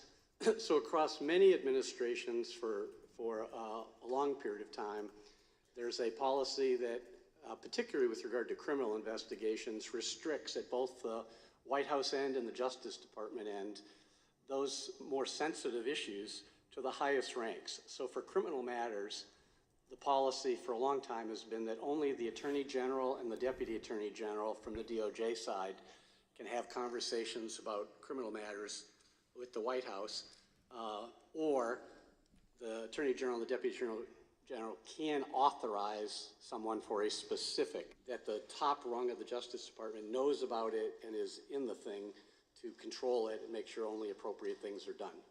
Mr. Ringo, from your perspective, why is it important So now, to have a policy like folks, unfortunately, they're scoring some points with this, but it's much ado about nothing. I mean, Clark didn't do this nefariously or do this in some way. If there's some procedure there or not, again, since we're not getting a chance to cross-examine it, I don't honestly know what the DOJ procedures are, right? But again, this harkens back to Comey. Remember when he came in and he was like, oh, we just sent a couple guys over to talk to Michael Flynn, and in a more sophisticated White House, they would have known there were procedures. But I figured, what the heck, I'll just give it a shot. And son of a bee, it worked or whatever, right? So this kind of stuff, I mean, again, it is effective. It shouldn't be, but let's see what Steve Engel has to say about it. Mr. Rosen just discussed. Well, it's critical that the Department of Justice conducts its criminal investigations free from either the reality or any appearance of political interference. And so people can get in trouble if people at the White House are speaking with people at the department. And that's why the purpose of these policies is to keep these communications as infrequent and at the highest levels as possible, just to make sure that people who are less careful about it, who don't really understand these implications, such as Mr. Clark, don't run afoul of those contact policies. Thank you. So the Select Committee conducted an informal interview with the White House counsel, Pat Cipollone, and his deputy, Pat Philbin, about their contact with Mr. Clark. though neither has yet agreed to sit for transcribed and videotaped interviews. But Pat Cipollone told the Select Committee that he intervened when he heard Mr. Clark was meeting with the president about legal matters without his knowledge, which was strictly against White House policy. Mr. Cipollone and Mr. Philbin, like Mr. Rosen, told Mr. Clark to stand down, and he didn't. On the same day, Acting Attorney General Rosen told Mr. Clark to stop talking to the White House, Representative Perry was urging Chief of Staff Mark Meadows to elevate Clark within the Department of Justice. You can now see on the screen behind me a series of texts between Representative Perry and Mr. Meadows. They show that Representative Perry requested that Mr. Clark be elevated within the department. Representative Perry tells Mr. Meadows on December 26th that, quote, Mark, just checking in as time continues to count down. 11 days to January 6th and 25 days to inauguration, we've got to get going. Representative Perry followed up and says, quote, Mark, you should call Jeff. I just got off the phone with him, and he explained to me why the principal deputy won't work, especially with the FBI. They will view it as not having the authority to enforce what needs to be done. Mr. Meadows responds with, I got it. I think I understand. Let me work on the deputy position. Representative Perry then texts, Roger, just sent you something on Signal. Just sent you an updated file. Did you call Jeff Clark? Mr. Donahue, Representative Perry called you the next day on December 27th. Who told him to call you? My understanding is the president did at the outset of the call. Congressman Perry told me that he was calling at the behest of the president. What did he want to talk about? He wanted to talk about Pennsylvania in particular. He gave me some background about, why he in particular doesn't trust the FBI and why the American people don't necessarily trust the FBI. And then he went into some allegations specific to Pennsylvania, which included, amongst others, this allegation that the Secretary of State had certified more votes than were actually cast. Did you direct the local U.S. Attorney's Office to investigate that claim? So Mr. Perry said that he had a great deal of information, that investigations had been done, that there was some sort of forensic type report that would be helpful to me. And I didn't know Congressman Perry. I'd never heard of him before this conversation, but I said, sir, if you've got something that you think is relevant to what the Justice Department's mission is, you should feel free to send it to me. And he did. And I was en route from New York to Washington. I got it. I looked at it on my iPhone. Obviously, I couldn't read the whole thing in transit like that, but I looked at it to get a feel for what it was, and then I forwarded it to the United States Attorney for the Western District of Pennsylvania. Did they get back to you? What did they conclude? Scott Brady looked at it. He was the Western District of Pennsylvania U.S. Attorney. Took him a couple of days, but he got back in relatively short order with a pretty clear explanation for why there was no foundation for concern. The Secretary of State had not certified more votes than were actually cast.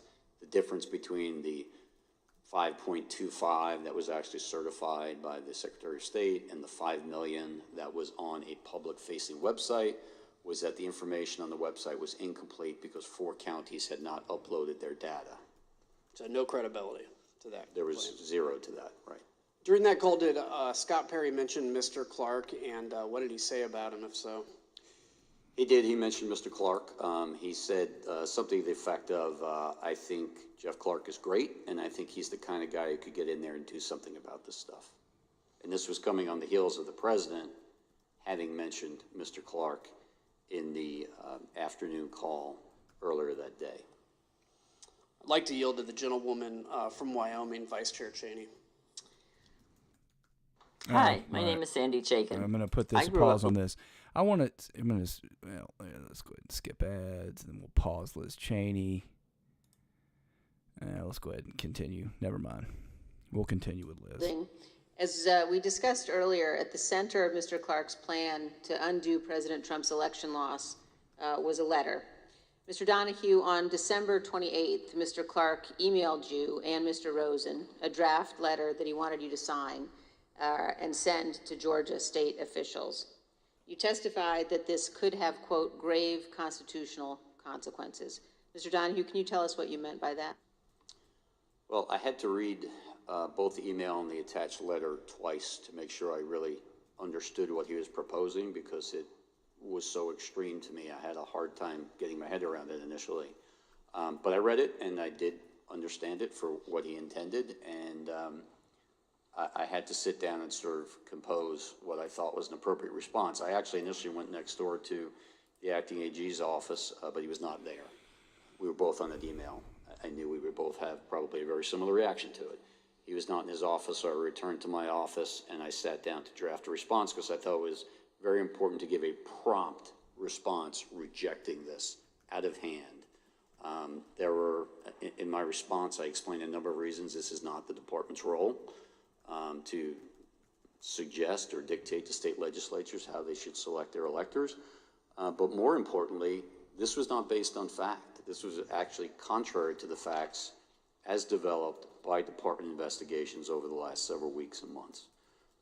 So I responded to that, and for the department to insert itself into the political process this way, I think would have had grave consequences for the country. It may very well have spiraled us into a constitutional crisis, and I wanted to make sure that he understood the gravity of the situation, because he didn't seem to really appreciate it. This is yet another time that they keep talking about this constitutional crisis again. Folks, I mean, we could have easily gone into a constitutional crisis because people weren't really taking this stuff seriously and looking into it. But anyway. What was Mr. Clark's reaction when you sent this email to him? He didn't respond directly to the email, but we met shortly after that. After I sent the email, the acting AG returned. I went to his office. He had just read it. He had a very similar reaction to me. He was exasperated, and he told me that he had told one of his administrative assistants to get Jeff Clark up here. We want to talk to him face-to-face about this. And so the three of us then had a meeting, probably around 1800 that night, in the Deputy Attorney General's conference room. And one of the things that you said to Mr. Clark is, quote, "What you are doing is nothing less than the United States Justice Department meddling in the outcome of a presidential election." And I assume you conveyed that to him as well in your meeting that evening? Yes, in those very words. It was a very contentious meeting, but yes, that was said amongst other things. And despite this contentious meeting and your strong reaction to the letter, did Mr. Clark continue to push his concept in the coming days? He did, yes. We had subsequent meetings and conversations. The acting AG probably had more contact with him than I did, but between the 28th and the 2nd, when we had another in-person meeting, he clearly continued to move down this path. He began calling witnesses and apparently conducting investigations of his own. And he got a briefing from DNI about purported foreign intelligence interference. And we thought perhaps once it was explained to him that there was no basis for that part of his concern, that he would retreat. But instead he doubled down and said, well, okay, so there's no foreign interference. I still think there are enough allegations out there that we should go ahead and send this letter, which shocked me even more than the initial one, because you would think after a couple days of looking at this, he, like we, would have come to the same conclusion that it was completely unfounded. And when you learned that he had been calling witnesses and conducting investigations on his own, did you confront him? Yes. And what was his reaction? Got very defensive. You know, as I said, there were a series of conversations through that week. I certainly remember very specifically the conversation in the meeting on January 2nd. That got even more confrontational, but he was defensive, and you know, similar to his earlier reaction when I said this is nothing less than Justice Department meddling in an election, his reaction was, I think a lot of people have meddled in this election. And so he kind of clung to that, and then spewed out some of these theories, some of which we'd heard from the president, but and just kept insisting that the department needed to act and needed to send those letters. The committee has also learned that Mr. Clark was working with another attorney at the department named Ken Klukowski, who drafted this letter to Georgia with Mr. Clark. Mr. Klukowski had arrived at the department on December 15th with just 36 days left until the inauguration. He was specifically assigned to work under Jeff Clark. And Mr. Kukowski also worked with John Eastman, who we showed you at our hearing last week was one of the primary architects of President Trump's scheme to overturn the election. The Georgia letter that we've been discussing specifically talks about some of Dr. Eastman's theories. So, but real quickly here, what's going on? I mean, this is a political disagreement within DOJ, is what I'm hearing now, and he is an inferior. There's no doubt about it. But again, they're scoring some points here. Again, to be honest, again in a show trial, you should score. I mean, you should. They're all layups and dunks, but at the end of the day, they're trying to make a big deal. I'm still waiting for somebody to say, yeah, I didn't really believe this, but we were just going to go forward with it anyway. I hadn't really gotten it there. They came close with the just say it's fraudulent. That, to me, I interpret as Trump just being exacerbated. They aren't doing anything.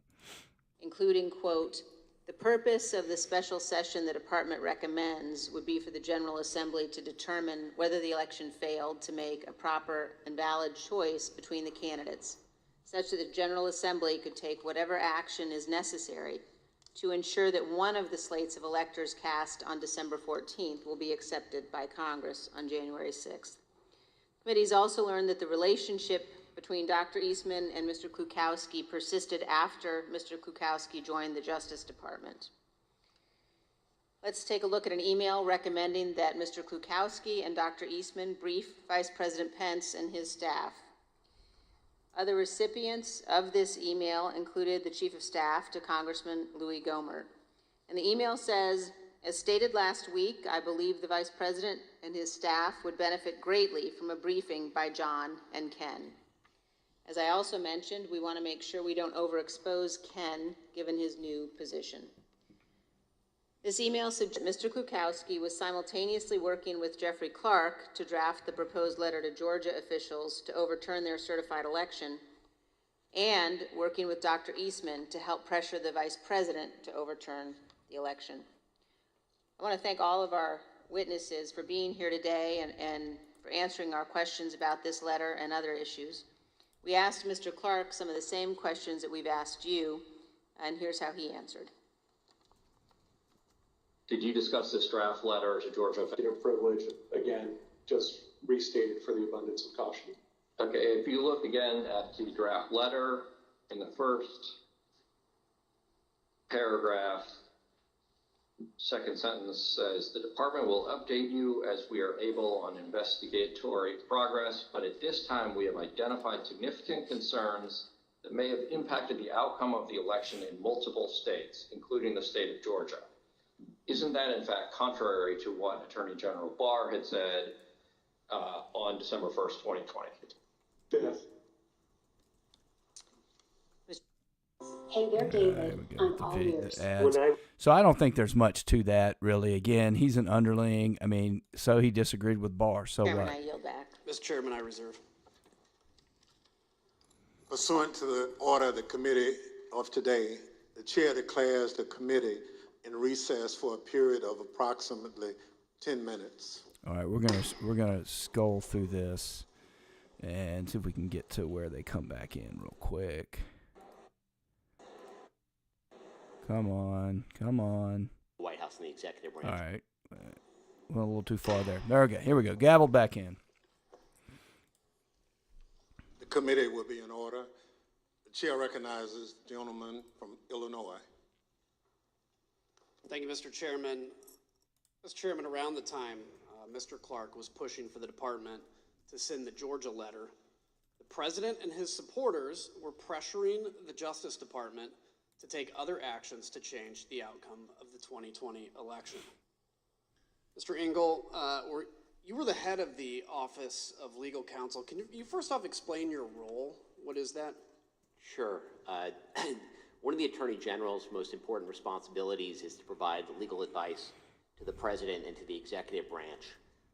As a practical matter, given the responsibilities of the Attorney General, the Assistant Attorney General for the Office of Legal Counsel exercises that job on a day-to-day basis. And so, in addition, the head of OLC often functions as a general counsel, essentially to the Attorney General, and so is often, the chief legal advisor to the AG, as well as, the White House and the executive branch more broadly.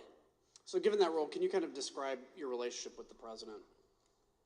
Well, in connection with my role at OLC, over the course of my tenure there were a number of instances in which folks at the White House would seek to bring me in to provide legal advice to the president, sometimes discussing the legal options that could be pursued among various to reach various policy objectives, sometimes to advise the president that a course of action that they had been discussing was not legally available. So I want to ask you about two things the president asked you and the department to do. So that was about 2 or 3 questions of how this would have happened in a courtroom, right? It's not staged. I'm asking you. He's off the cuff. You'll notice that testimony was much different from what we've heard earlier from these folks. First is reflected in this email that we're going to put on the screen. The president sent a draft lawsuit to be filed by the department in the Supreme Court. He wanted you, Mr. Rosen, and Mr. Cipollone specifically to review it. You and the department opposed filing it. We see on the screen here that the talking points that you actually drafted on that. So you stated that there is no legal basis to bring this lawsuit. Anyone who thinks otherwise simply doesn't know the law, much less the Supreme Court. Why was this the department's position? Well, I mean, I think that the memo sort of speaks to this, but essentially this was a draft lawsuit that apparently was prepared by people outside the department. It would be styled as brought by the United States and by the acting Solicitor General as an original jurisdiction matter in the Supreme Court. It was a meritless lawsuit that was not something that the department could or would bring. Somebody obviously prepared it, handed it to the president, and he forwarded it on for our review. But that memo explains why the Department of Justice, as Mr. Donahue said earlier, doesn't have any standing to bring such a lawsuit. The lawsuit would have been untimely. The states had chosen their electors. The electors had been certified. They'd cast their votes. They'd been sent to Washington, D.C. Neither Georgia nor any of the other states on December 28th or whenever this was in a position to change those votes. Essentially, the election had happened. The only thing that hadn't happened was the formal counting of the votes. And so obviously, the person who drafted this lawsuit didn't really... Okay, now, folks, this is just simply not true. And this is the so-called safe harbor that on the 20th they meet, and once they meet and they can't change it, that's just not true.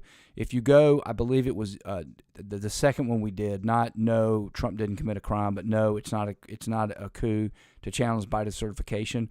We go into the fact that the states absolutely can change their electors after that time. This is a theory that exists among some people, but it is hotly disputed.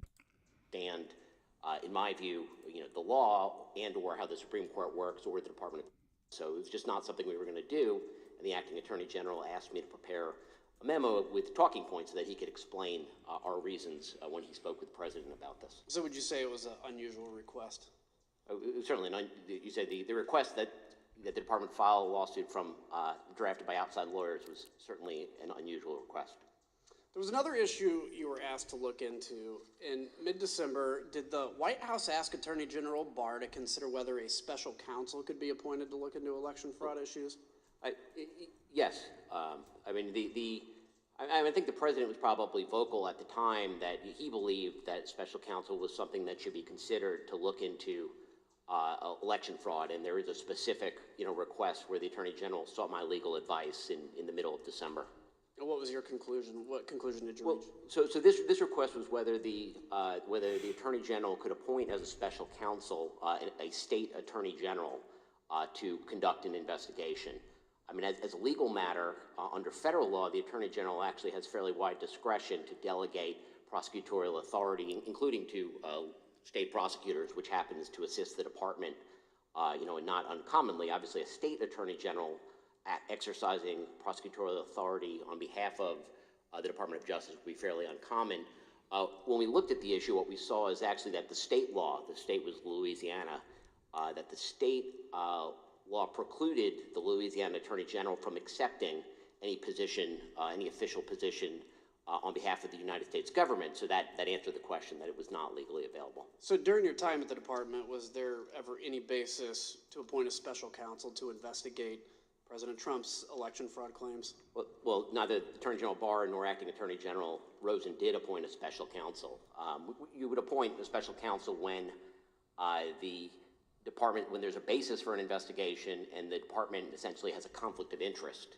it's important to get someone who's independent outside the department to handle such an investigation. Neither Attorney General Barr nor Acting Attorney General Rosen ever believed that that was appropriate or necessary in this case. In fact, Attorney General Barr had already told the president that there was no need for this special counsel. He actually stated that publicly, and we'll see that here in a video from December 21st. To the extent that there's an investigation, I think that it's being handled responsibly and professionally currently within the department, and to this point I have not seen a reason to appoint a special counsel, and I have no plan to do so before I leave. So remember that December 21st was the same day President Trump met with Republican members at the White House to strategize about how to overturn the election, while his Attorney General is out telling the public, again, that there was no widespread evidence of election fraud. And yet, 2 days later, we have President Trump tweeting, again publicly pressuring the department to appoint a special counsel. He said, quote, "After seeing the massive voter fraud in the 2020 presidential election, I disagree with anyone that thinks a strong, fast, and fair special counsel is not needed immediately. This was the most corrupt election in the history of our country, and it must be closely examined." Look, folks, I don't know where they're going with this. I can't imagine anybody being against a special counsel to look into it. Now, the other points they're making, I think, are well made. The idea that you don't need a special counsel, I mean, what's the harm? Seriously, folks, what's the harm? And again, it just shows more disagreement among people about whether it's needed or not. So I don't know where they're going with this. The Select Committee's investigation revealed that President Trump went as far as to promise the job of special counsel to now discredited former Trump campaign lawyer Sidney Powell at a late-night meeting on December 18th. And then on Friday, he had asked me to be special counsel to address the election issues and to collect evidence. And he was extremely frustrated with the lack of, I would call it, law enforcement by any of the government agencies that are supposed to act to protect the rule of law in our republic. So let's think. Why does it feel like therapy used to be a bad word? So again, when I was growing up, I don't know where they're going with this. I mean, I don't really think they're scoring much punch and doing much of anything, really. So let's think here. What would a special counsel do? With only days to go until election certification, it wasn't to investigate anything. An investigation led by a special counsel would just create an illusion of legitimacy and provide fake cover for those who would want to object, including those who stormed the Capitol on January 6th. Again, this is just false. I mean, again, an innocent explanation would be, look, whatever, if they can get something before January 6th or whatever, that's great. If they can't, at least I want it exposed. Again, a big reach by the committee. I don't get it. The Justice Department were being rebuffed by Mr. Rosen, Mr. Donahue, Mr. Engel, and others. The president became desperate entering into the new year with January 6th fast approaching.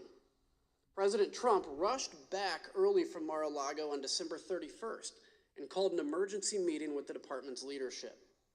Here's Mr. Donahue describing the last-minute meeting held at the White House on New Year's Eve. The president was a little more agitated than he had been on the meeting, in the meeting on the 15th. He discussed a variety of election matters. He did say, this sounds like the kind of thing that would warrant appointment of a special counsel. There was a point at which the president said something about seize machines.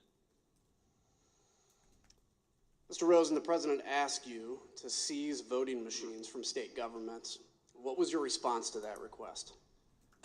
We had seen nothing improper with regard to the voting machines, and I told them that the real experts at that had been at DHS, and they had briefed us that they had looked at it and that there was nothing wrong with the voting machines. Don't see what the harm would be, but maybe they have a point. That was not something that was appropriate to do.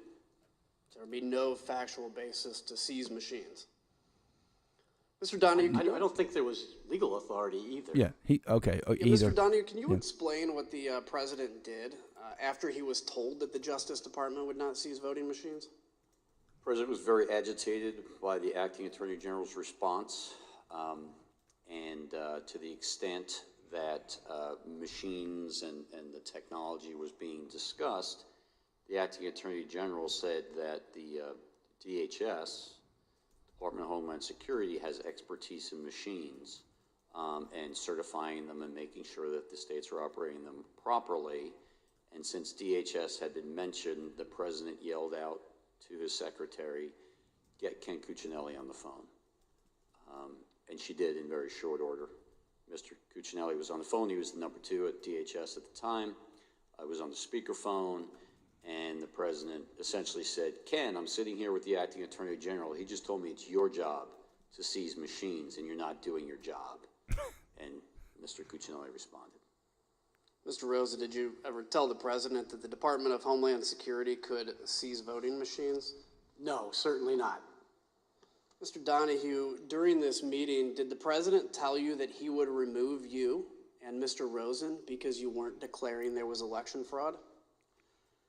Toward the end of the meeting, the president, again, was getting very agitated, and he said, "People tell me I should just get rid of both of you. I should just remove you and make a change in the leadership, put Jeff Clark in, maybe something will finally get done."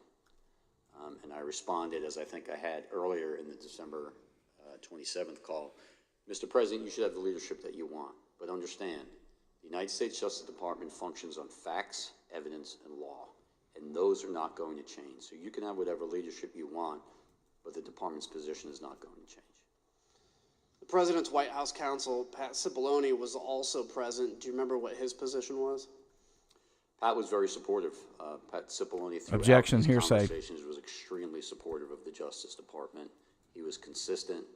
I think he had an impossible job at that point, but he did it well, and he always sided with the Justice Department in these discussions.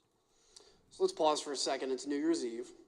President Trump is talking about seizing voting machines and making the same demands that had already been shot down by former Attorney General Barr on at least 3 occasions, and by Mr. Rosen and Mr. Donahue on multiple other occasions. Claim after claim knocked down, but the president didn't care. The next day, Chief of Staff Mark Meadows sent a flurry of emails to you, Mr. Rosen, asking that the department look into a new set of allegations. We're going to put those emails here on the screen. Here we see 3 requests made on January 1st. One email is a request from Mr. Meadows to you, Mr. Rosen, to send Jeff Clark to Fulton County. What did you do with this request? Well, really nothing. Certainly didn't send Mr. Clark to Fulton County, but that email was the first corroboration I had seen of Mr. Clark had told me at that point that the president was considering making the change by Monday, January 4th. So Mr. Meadows' email was something of a corroboration that there were discussions going on that I had been Oh, geez, with the ads, these things kill not me. been informed about by Mr. Clark or anybody else. All right, I'm going to turn the ad down so we don't have to listen to it. So, again, mainly what's going on here, if you ask me, is that you've got a situation where, again, because it's a show trial, they haven't proved to us. They're basically giving us, here's some head people. They clearly don't believe it. We've got this one person who's an underling who does believe it. But we're not seeing, again, the whole expansive Department of Justice, what's going on. Let them continue to try to tell us what's going on. You have is to have the Department of Justice lawyers investigate allegations of fraud related to New Mexico. Mr. Rosen, did you have concern about these emails? Yes. Really 2 concerns about that one. One was that it was coming from a campaign or political party, and it was really not our role to function as an arm of any campaign for any party or any campaign. That wasn't our role, and that's part of why I had been unwilling to meet with Mr. Giuliani or any of the campaign people before. And the other part was, it was another one of these ones where lots of work had already been done, and I thought it was a rehash of things that had been debunked previously. So the final email here included a completely baseless conspiracy theory that an Italian defense contractor uploaded software to a satellite that switched votes from Trump to Biden. The Select Committee investigation found that this wild, baseless conspiracy theory made it from the recesses of the internet to the highest echelons of our government. On December 31st, Mr. Meadows received this internet conspiracy theory from Representative Perry. On the screen now is the text that Representative Perry sent to Mr. Meadows, copying a YouTube link with the message, quote, "Why can't we just work with the Italian government?" The next day, the president's chief of staff sent the YouTube link to Mr. Rosen, who forwarded it to Mr. Donahue. I mean, they're scaring points with this stuff, but Did you again, watch this video? we're still not seeing the actual evidence and was the looking at video? it. Approximately 20 minutes. Let's just take a look at an excerpt of that video, if we may. What's being said out of Rome, out of Italy, is that this was done in the U.S. Embassy. That there was a certain State Department guy whose name I don't know yet. I guess this is probably going to come out in Italy at some point. And he was the mastermind, not the mastermind, but anyway, the guy running the operation of changing the votes. And that he was doing this in conjunction with some support from MI6, the CIA, and this Leonardo group. Mr. Donahue, what was your reaction when you watched that entire 20-minute video?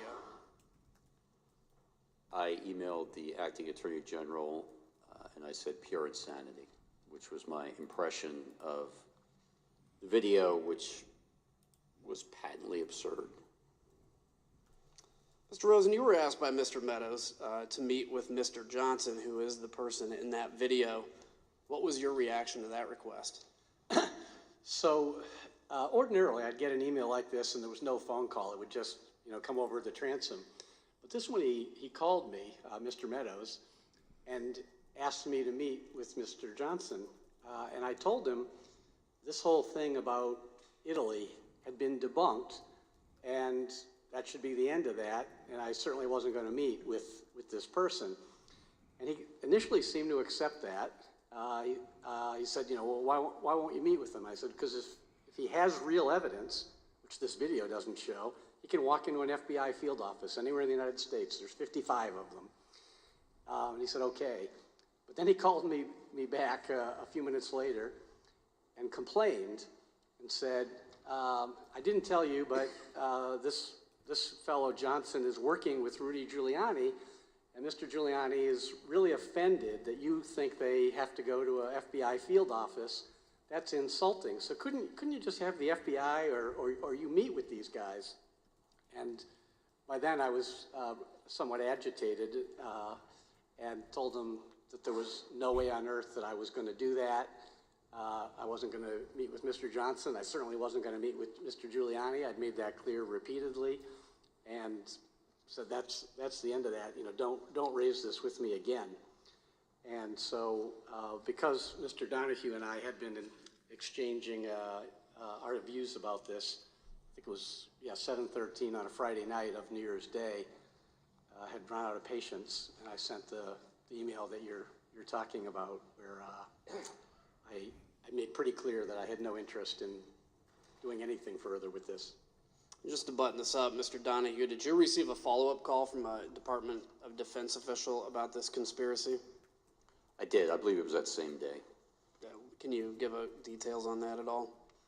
I received a telephone call from Kash Patel, who I know was a DOD official at that time, worked for, I believe, Acting Secretary of Defense Miller, and he didn't know much about it. He basically said, do you know anything about this Italy thing and what this is all about? And I informed him that the Chief of Staff had raised the issue with us in his office on December 29th, that we had looked into it a little bit. We had run the name that was provided to us by the Chief of Staff. I learned that that individual was in custody in Italy. He had been arrested for a cyber offense of some sort in Italy. The allegation was that he had been exfiltrating data from his company. He was either an employee or a contractor of that company, and he was in custody. That the whole thing was very, very murky at best, and the video was absurd. But that we the department, we're not gonna have anything to do with it, and DOD should make up its own mind as to what they're going to do. But I made it clear to him that I didn't think it was anything worth pursuing. She called the video absurd, and despite the absurdity of that conspiracy theory, we learned that Mr. Meadows discussed it frequently in the White House, and Mr. Meadows didn't let the matter go. The request went from the Department of Justice to the Secretary of Defense, Christopher Miller. As you'll hear, Secretary Miller actually reached out to a high-ranking official based in Italy to follow up on this claim. The ask for him was, can you call out the defense, find out what the heck's going on, because I'm getting all these weird, crazy reports, and probably the guy on the ground knows more than anything. The Select Committee confirmed that a call was actually placed by Secretary Miller to the attaché in Italy to investigate the claim that Italian satellites were switching votes from Trump to Biden. This is one of the best examples of the lengths to which the President Trump would go to stay in power, scouring the internet to support his conspiracy theories shown here, as he told Mr. Donahue. See, I don't think they're effectively proving this. What it appears, I think they are effectively proving, is that they're not willing to hunt down some of these things, and they're at a point now where we have no more patience from it. Now, again, I don't think in the short amount of time they should be there, but I get it. I mean, they're ready to move on. Again, this is why you don't have a one-sided hearing, and you don't have Kinzinger there basically testifying about what's going on. And they really haven't given us enough of the video. I mean, again, give me the entire YouTube. Give me the link so I can go watch it. No. We're just going to show you one part of it with some guy in a mask and say he's under charges. Again, I mean, I think they're scoring a few points here from, because it's a show trial, but it's easily debunkable. And again, they're not showing us the entire thing, so I don't really know what to make of it. I mean, maybe these people are just tired, or maybe not. In that December 27th call, quote, "You guys may not be following the internet the way I do." President Trump's efforts to this point had failed. Stonewalled by Mr. Rosen and Mr. Donahue, President Trump had only one option. Stonewalled is not a good word, Kinzinger. Mr. Rosen, during a January 2nd meeting with Mr. Clark, did you confront him again about his contact with the president? And if so, can you describe that? All right, here comes another ad. We're going to keep that. So, again, this is going to be a meeting on January 2nd between Clark and Rosen. And, again, these people are clearly at this point unhappy that an underling is doing something that goes against them. I mean, it's pretty clear these guys don't like this Clark guy. They don't like this Clark guy being brought in. Again, we don't have a full development of a record to know how they really stood or stand. But, they could easily just be like, A, we're anti-Trump and we wanted Biden, and or B, we wanted Trump, but this is just a bridge too far and we got to get jobs in the future. We don't know because this is not a full hearing with both sides being able to speak. At this point, Mr. Clark had told the president had asked him to consider whether he would be willing to replace me, and supposedly on a timetable by Monday, the 4th. And so I had told Mr. Clark I thought he was making a colossal error in judgment, but I also hoped to persuade him to be more rational and to understood what we had understood, that there's not a factual basis for the fraud assertions that are being made. So at this meeting, Mr. Donahue and I met with Mr. Clark, and I guess my hopes were disappointed in that Mr. Clark continued to express the view that he thought there was fraud, even though he had not been a participant in the department. Again, not helping their case, because there's now still a person telling Trump we believe there's fraud. So not particularly helpful. We were doing. So, but he had acknowledged that he had further, I don't know if it was meeting or phone calls or what, but further discussion with the president, despite having, a week earlier said that if he wouldn't do that, and if he did, if he got an invitation to do that, he would let Rich Donahue or me know. So it was a contentious meeting where we were chastising him that he was insubordinate, he was out of line, he had not honored his own representations of what he would do, and he raised again that he thought that letter should go out, and we were not receptive to that. Did he tell you in that the president had offered him the job of acting attorney general? Objection, hearsay. That was a day later. On the second, he said that the president had asked him to let him know if he'd be willing to take it. Subsequently, he told me that on Sunday the 3rd, he told me that the timeline had moved up and that the president had offered him the job and that he was accepting it. Well, let's ask about that. What was your reaction to that? Well, on the one hand, I wasn't going to accept being fired by my subordinate, so I wanted to talk to the president directly. With regard to the reason for that is I wanted to try to convince the president not to go down the wrong path that Mr. Clark seemed to be advocating. And it wasn't about me. There's only 17 days left in the administration at that point. I would have been perfectly content to have either of the gentlemen on my left or right replace me if anybody wanted to do that. But I did not want for the Department of Justice to be put in a posture where it would be doing things that were not consistent with the truth. Easily impeachable. If you give people that have my view the job, I'm okay with it. If you give somebody whose view I don't agree with, So, I disagree with that. I did So 4 things as soon as Mr. Clark left my office on that Sunday, the 3rd.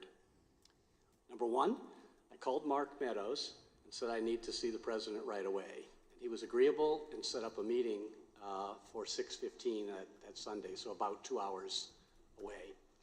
2, I called Pat Cipollone, the White House counsel, told him what was going on, and he said he would go into the White House to make sure he was at the meeting and he would be supporting the Justice Department's position as he had been doing consistently. 3, I called Steve Engel, who was, I was at the department, it was a Sunday, but there had been some reasons I needed to be there. Mr. Engel, I called at home and asked him if he would come in and go to the meeting, which he did. It proved to be quite helpful. And then number 4, I asked Rich Donahue and Pat Hovakimian, who had previously been my chief of staff, to get the department's senior leadership on a call and let them know what was going on, and which they did. And then Eric Hirschman called me to tell me that he was going to go to the meeting and that he would be supporting the Department of Justice position as well. So I knew that the meeting was on course and that I would have a number of people supportive of the Department of Justice's approach and not supportive of Mr. Clark's approach. again, easily impeachable. He's gathering a bunch of people with the same view. At that Sunday meeting, when he told me that he would be replacing me, he said that he had asked to see me alone, because usually he had met with me and Mr. Donahue, because he thought it would be appropriate in light of what was happening to at least offer me that I could stay on as his deputy. I thought that was preposterous. That was More nonsensical, impeachment of himself. I mean, no not universe impeachment where I was like a going to vote do of that, impeachment, but to stay on and support someone else doing things that were not consistent with what I thought should be done. So I didn't accept that offer, if I can put it that way. And during that meeting, did Mr. Clark ask you to sign the Georgia letter? That was on the Saturday meeting, January 2nd, that Mr. Donahue and I had with him. He again raised with both of us that he wanted us to, both to sign that letter, actually. So in that meeting, did Mr. Clark say he would turn down the president's offer if you reversed your position and signed the letter? Yes. Did Mr. Clark, so you still refused to sign and send that letter, I take it? That's right. I think Mr. Donahue and I were both very consistent that there was no way we were going to sign that letter, and it didn't matter what Mr. Clark's proposition was in terms of his own activities. We were not going to sign that letter as long as we were in charge of the Justice Department. Thank you for that, by the way. Mr. Donahue, were you expecting to have to attend a Thanking meeting at the the White House witness on Sunday, January 3rd? mid testimony? Wow. No, as the acting AG indicated, we had a meeting that afternoon that related to preparations for January 6th. So I was at the department, but I had no expectation of leaving the department. It was a Sunday afternoon, and I was there in civilian clothes, as we both were, and expected to have that meeting, do some other work, but I had no expectation of going to the White House that day. So let's ask, so prior to that Oval Office meeting, did you set up a conference call with senior leadership at the department? And if so, tell us about that call. Yes, so obviously it was a bit of a scramble that afternoon to prepare for the Oval Office meeting. We had discussed on several occasions, the acting Attorney General and I, whether we should expand the circle of people who knew what was going on. It was very important that Steve Engel know, and that's why I reached out to Steve on December 28th, because if Mr. Rosen were removed from the seat and the president did not immediately appoint someone else to serve as Attorney General, just by function of the department's chain of succession, Mr. Engel would be in the seat. We wanted to make sure he knew what was going on should that occur. So the three of us knew. We also brought Pat Hovakimian in, so the four of us knew. But no one else, aside from Jeff Clark, of course, knew what was going on until late that Sunday afternoon. We chose to keep a close hold because we didn't want to create concern or panic in the Justice Department leadership. But at this point, I asked the acting AG, what else can I do to help prepare for this meeting at the Oval Office? And he said, you and Pat should get the AAGs on the phone, and it's time to let them know what's going on. Let's find out what they may do if there's a change in leadership, because that will help inform the conversation at the Oval Office. Pat Hovakimian subsequently set up that meeting. We got most, not all, but most of the AAGs on the phone. We very quickly explained to them what the situation was. I told them, I don't need an answer from you right now. I don't need an answer in this phone call, but if you have an answer, I need it in the next few minutes. So call me, email me, text me, whatever it is, if you know what you would do if Jeff Clark is put in charge of the department. And immediately Eric Dryben, who was the AAG of the Civil Rights Division, said, I don't need to think about it. There's no way I'm staying. And then the other AAGs began to chime in turn, and all essentially said they would leave. They would resign en masse if the president made that change in the department leadership. Incredible. I'd like to look at the assistant attorney generals on the screen. If we can pull that up, have their pictures. Did every assistant attorney general you spoke to, as you said, agree to resign? Macon Delrahim was not on the call only because we had some difficulty reaching him. But yes, the other people on the screen were on the call, and all, without hesitation, said that they would resign. So as part of the Select Committee's investigation, we found that while Mr. Rosen, Mr. Donahue, and Mr. Engel were preparing for their meeting at the White House, Jeff Clark and the president were in constant communication beginning at 7 a.m. White House call logs obtained by the committee show that by 4:19 p.m. on January 3rd, the White House had already begun referring to Mr. Clark as the acting attorney general. As far as the White House was concerned, Mr. Clark was already at the top of the Justice Department. Okay, here's another ad. So again, they're not doing much here. This is again, part of a process here of suggesting that what he's going to do would have disrupted a lot of things. And again, I think they were about 20 minutes ago. I was thinking they were scoring more points here. They've now tried to go over the top, as they often do. They're out in front of their skis. Now we're to the point where, like, look, guys, we get it. You don't want to investigate. You just want to drop it. You want to move on for whatever reason we don't know. And now we're going to make darn sure what we do is what happens. This is not the way the constitutional system is supposed to work, folks. Not at all. And I think at this point they've gone too far, and they're now hurting themselves. Hours later, DOJ leadership arrived at the White House. The Select Committee interviewed every person who was inside the room during this Sunday evening Oval Office meeting. Mr. Cipollone told the committee that he was in the meeting and that he, along with Eric Hirschman and Mr. Donahue, quote, forcefully challenged Mr. Clark to produce evidence of his election fraud theories. Mr. Rosen, can you describe how that meeting started? Yes. So after some preliminaries, so Mr. Meadows had ushered us all in, and then he left. So Mr. Cipollone did some introductions and things. So after some preliminaries, the president turned to me and he said, well, one thing we know is you, Rosen, you aren't going to do anything. You don't even agree with the claims of election fraud. And this other guy at least might do something. And then I said, well, Mr. President, you're right that I'm not going to allow the Justice Department to do anything to try to overturn the election. That's true. But the reason for that is because that's what's consistent with the facts and the law. And that's what's required under the Constitution. So that's the right answer and a good thing for the country. And therefore, I submit it's the right thing for you, Mr. President.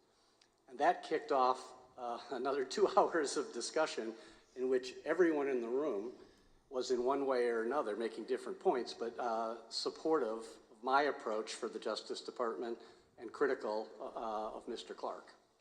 Now, look, I mean, they're threading the needle pretty well here, I think, in the sense that this guy's not outright saying that he's being insubordinate, but he's getting very close to it. I mean, and again, you're starting to see these people, they just take things too far. They don't know when to stop.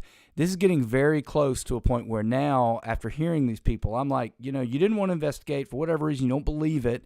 You're trying to make a mockery of it and say, oh, there wasn't anything to it. But you're not doing it in a full, fair way here, folks. And if you're not going to do it in a full, fair way, we're just having to take your word. And now it sounds like you don't want anyone to challenge your view on the way out the door. Mr. Donahue comes in the room. Can you explain what led to him coming in the room? Oh, I forgot about that. So initially, in part, I think because he was underdressed, we had not arranged, we had not yet told the president that he was going to come in. The White House had a list of who would be there. That did include Mr. Engel and the White House counsel and the Deputy White House counsel, Mr. Hirschman. We went in, and then we told the president, at, maybe 10 minutes into the meeting or something, I forget how far in, that Mr. Donahue was outside, and he said, well, bring him in. And then Mr. Donahue came in and joined the meeting. So, Mr. Donahue, you enter that room. Can you set the scene for us and describe the tone you walked into?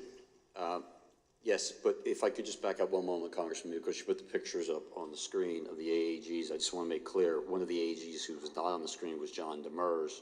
John was the National Security Division AAG. John was on the call, but I prefaced the call by saying, John, we need you to stay in place. National security is too important. We need to minimize the disruption. Whether you resign is entirely up to you, obviously, and we'll respect your decision either way, but I'm asking you, please stay in place. And he did, so I don't want to leave the impression that he was not willing to resign, because I think he was. Thank you for So with regard to entering the Oval Office, I was sitting in the hallway. An administrative assistant passed by. She asked me, are you supposed to be in this meeting with the president? I said, no. I'm simply here in case questions come up that other people don't have the answer to. And she walked away and then came back probably 30 seconds later and said, the president wants you in the meeting. I proceeded into the Oval Office. I took probably 2 or 3 steps in, and I stopped because I was, as the AG said, not exactly properly attired. I was wearing jeans and muddy boots and an Army t-shirt, and I never would arrive in the Oval Office this way. I said, Mr. President, I apologize. I'm sorry. I didn't know I was going to be here. And he said, no, just come in. And so I went in. I attempted to take a seat on one of the couches that are behind the chairs arrayed in front of the president's desk. And he said, oh, no, you're going to be up here. And everyone kind of laughed. And they moved the chairs a little bit. Someone from the White House counsel's office picked up a spare chair and put it directly in front of the president, and I took that seat. This is not helping them, folks. Was there discussion about because, again, if what they're telling us about Trump's state of mind, you would think he would not want Donahue there. Not only does he want Donahue, come on, we don't worry about your attire. We want you. I want you front and center. This is not helpful testimony. Clark, can you kind of enlighten some of what that discussion was? Yes. So the conversation at this point had moved beyond the specific allegations, whether it was State Farm Arena or Antrim County or Pennsylvania or whatever. We had discussed those repeatedly, and that was backdrop to the conversation, but the conversation at this point was really about whether the president should remove Jeff Rosen and replace him with Jeff Clark. And everyone in the room, I think, understood that that meant that letter would go out. So that was the focus. It was about a 2.5-hour meeting after I entered, and so there were discussions about the pros and cons of doing that. Early on, the president said, "What do I have to lose?" And it was actually a good opening, because I said, "Mr. President, you have a great deal to lose." And I began to explain to him what he had to lose, and what the country had to lose, and what the department had to lose. And this was not in anyone's best interest. That conversation went on for some time. Everyone essentially chimed in with their own thoughts, all of which were consistent about how damaging this would be to the country, to the department, to the administration, to him personally. And at some point, the conversation turned to whether Jeff Clark was even qualified, competent to run the Justice Department, which in my mind, he clearly was not. And it was a heated conversation. I thought it was useful to point out to the president that Jeff Clark simply didn't have the skills, the ability, and the experience to run the department. And so I said, "Mr. President, you're talking about putting a man in that seat who has never tried a criminal case. They keep bringing this up. He's telling you I don't know what this means. He's going to take charge of the department, 115,000 employees, including the entire FBI, and turn the place on a dime and conduct nationwide criminal investigations that will produce results in a matter of days. It's impossible. It's absurd. It's not going to happen, and it's going to fail." He has never been in front of a trial jury, a grand jury. I mean, He's bordering never there on been to Chris Wray's insubordination, office. saying it's not going to So happen. at one point, if you walked into Chris Wray's office, one, would you know how to get there? And two, if you got there, would he even know who you are? Do you really think that the FBI is going to suddenly start following your orders? It's not going to happen. I mean, again, this is insanity. I mean, yes, they are. And that's who they work the point for. At which shows you who Mr. these Clark people tried are. to defend himself by saying, "Well, I've been involved in very significant civil and environmental litigation. I've argued many appeals in appellate courts and things of that nature." And then I pointed out that, yes, he was an environmental lawyer, and I didn't think that was appropriate background to be running the United States Justice Department. Well, that's not your opinion to make. Mr. Clark? No one. Mr. Rosen, it was you he was going to replace. So what was your view about the president's plan to appoint Mr. Clark? Well, as I alluded to earlier, the issue really wasn't about me. It would have been fine, as I said, to have had Rich Donahue replace me. I would have said, great, I get 17 days vacation or something. But the issue was the use of the Justice Department. And it's just so important that the Justice Department adhere to the facts and the law. That's what it's there to do. And that's what our constitutional role was. And so if the Justice Department Again, these people are just so over the top with this. If you don't agree with us, you're not listening to the facts and law. I'm okay with this guy, because he agrees with me. But you got somebody that doesn't agree with me, I don't agree with it. Damage our fundamental institutions. I mean, they're scoring some points, but I don't think it's as effective as they think. So I thought this was a really important issue to try to make sure that the Justice Department was able to stay on the right course. Mr. Donahue, did you eventually tell the president that mass resignations would occur if he installed Mr. Clark, and what the consequences would be? Yes, so this was in line with the president saying, "What do I have to lose?" Along those lines, he said, "So suppose I do this. So suppose I replace him, Jeff Rosen, with him, Jeff Clark. What would you do?" And I said, "Mr. President, I'm going to resign immediately. I'm not working 1 minute for this guy, who I had just declared was completely incompetent." And so the president immediately turned to he doesn't like Mr. this Engel, guy. and he said, Said he was "Steve, you unqualified, not wouldn't incompetent. resign, There's would a you?" distinction. And he said, "Absolutely, I would, Mr. President. You leave me no choice." And then I said, "And we're not the only ones. No one cares if we resign. If Steve and I go, that's fine. It doesn't matter. But I'm telling you what's going to happen. You're going to lose your entire department leadership. Every single AAG will walk out on you. Your entire department leadership will walk out within hours. And I don't know what happens after that. I don't know what the United States attorneys are going to do.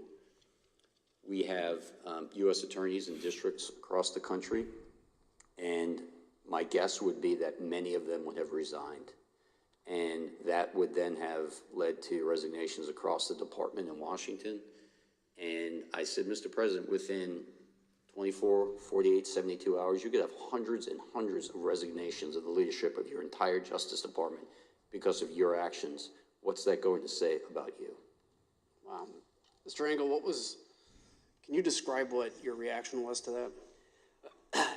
Yeah, no, I think when the president, my recollection is that when the president turned to me and said, Steve, you wouldn't leave, would you? I said, Mr. President, I've been with you through 4 attorneys general, including 2 acting attorney general, but I couldn't be part of this. And then the other thing that I said was that, look, all anyone is going to sort of think about when they see this, no one is going to read this letter. All anyone is going to think is that you went through 2 attorneys general in 2 weeks until you found the environmental guy to sign this thing. And so the story is not going to be that the Department of Justice has found massive corruption that would have changed the result of the election. It's going to be the disaster of Jeff Clark.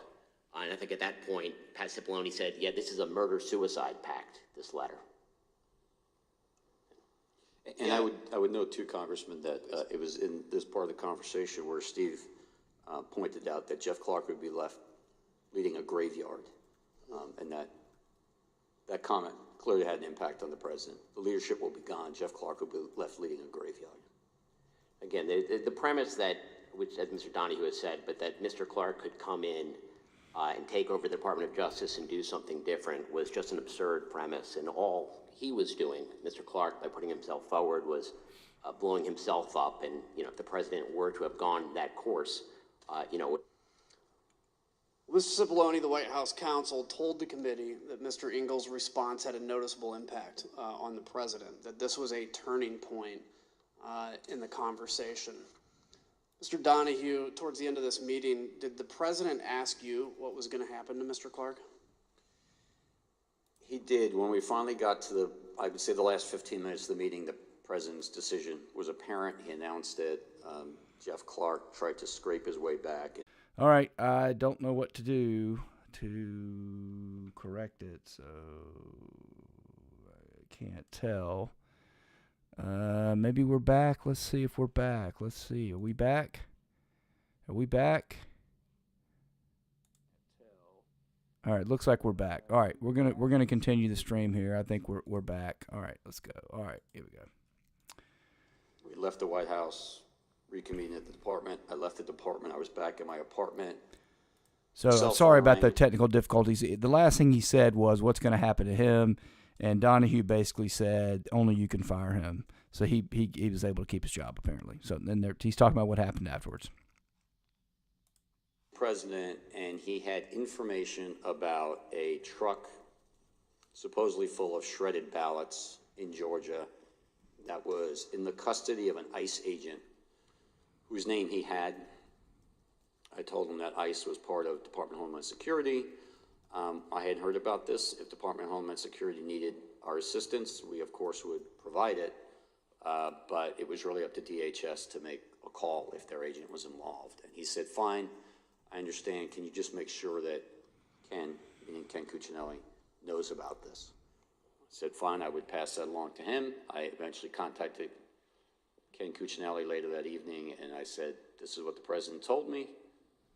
If you guys have anything you think should be brought to our attention, let me know. And he said, thank you, and that was it. Mr. Cipollone left the meeting convinced the president would not appoint Mr. Clark, but he didn't think the president had actually accepted the truth about the election. Sure enough, all the same debunked theories appeared in his speech at the Ellipse 3 days later. In the state of Arizona, over 36,000 ballots were illegally cast by non-citizens. 11,600 more ballots and votes were counted, more than there were actual voters. You see that? In Wisconsin, corrupt Democrat-run cities deployed more than 500 illegal, unmanned, unsecured drop boxes which collected a minimum of 91,000 unlawful votes. Mr. Donahue, Mr. Rosen, Mr. Engel, and others stopped President Trump's efforts, at least temporarily. Yet the message President Trump and his Republican allies pushed throughout December made its way to his supporters anyway. Please, And they kept God, up the pressure hope this is campaign him on now the making way his to closing storming the statement, and we're Capitol about done with on this. January Let's hope. 6th. Mr. Rosen, were you at the Department of Justice Apparently on not. January 6th? Apparently not. Yes, I was there all day. Once the Capitol was under attack, I understand that you communicated with fellow cabinet members and Capitol Hill leadership. Can you tell us who you spoke to? Yeah, I was basically on the phone virtually nonstop all day. Some calls with our own DOJ folks, some with cabinet counterparts at DHS and Defense and Interior, some with senior White House officials, and with a number of congressional leaders. I received calls from Speaker Pelosi, from Leader McCarthy, from Leader Schumer. I believe Leader McConnell's chief of staff called, a number of other members of Congress as well. And the basic thrust of the calls with the members of Congress was, there's a dire situation here, and can you help? And I reported to them that we were, on a very urgent basis, sending help from the department. We wound up sending over 500 agents and officers from FBI, ATF, and the U.S. Marshals to assist with restoring order at the Capitol. So had a number of calls. As I say, it was more or less nonstop all afternoon. Not sure what Did you this is speak the going Vice to President or that day? what this is supposed to mean. Yes, twice. No, please go ahead. Well, I was going to say the first call was a one-on-one discussion, somewhat akin to the congressional leadership calls, updating him on what we were doing to assist. And the second call was a conference call around 7 o'clock with the Vice President, congressional leaders, senior White House staff, some other cabinet officials, to address that order appeared to be close to being restored, but security still being determined. And the question being, what time could the Congress reassemble? And the answer was 8 o'clock, and thankfully Congress did reassemble and complete its constitutional duty. There was one highlight of that second call with the Vice President, which is Mr. Donahue had gone to the rotunda of the Capitol to be able to give firsthand account, and was able to tell the folks on the call, including the Vice President, that we thought 8 o'clock would work.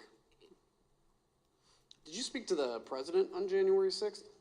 No, I spoke to a number of senior White House officials, but not the President. Mr. Donahue, on January 6th, we know from Mr. Rosen that you helped in the effort to reconvene joint session. Again, since he was there, this is a PTSD, conflict issue here. I don't think this helps We him. see here in a video that we're going to play now, you arriving with your security detail to help secure the Capitol. Mr. Donahue, 30 minutes after you arrived at the Capitol, did you lead a briefing for the Vice President?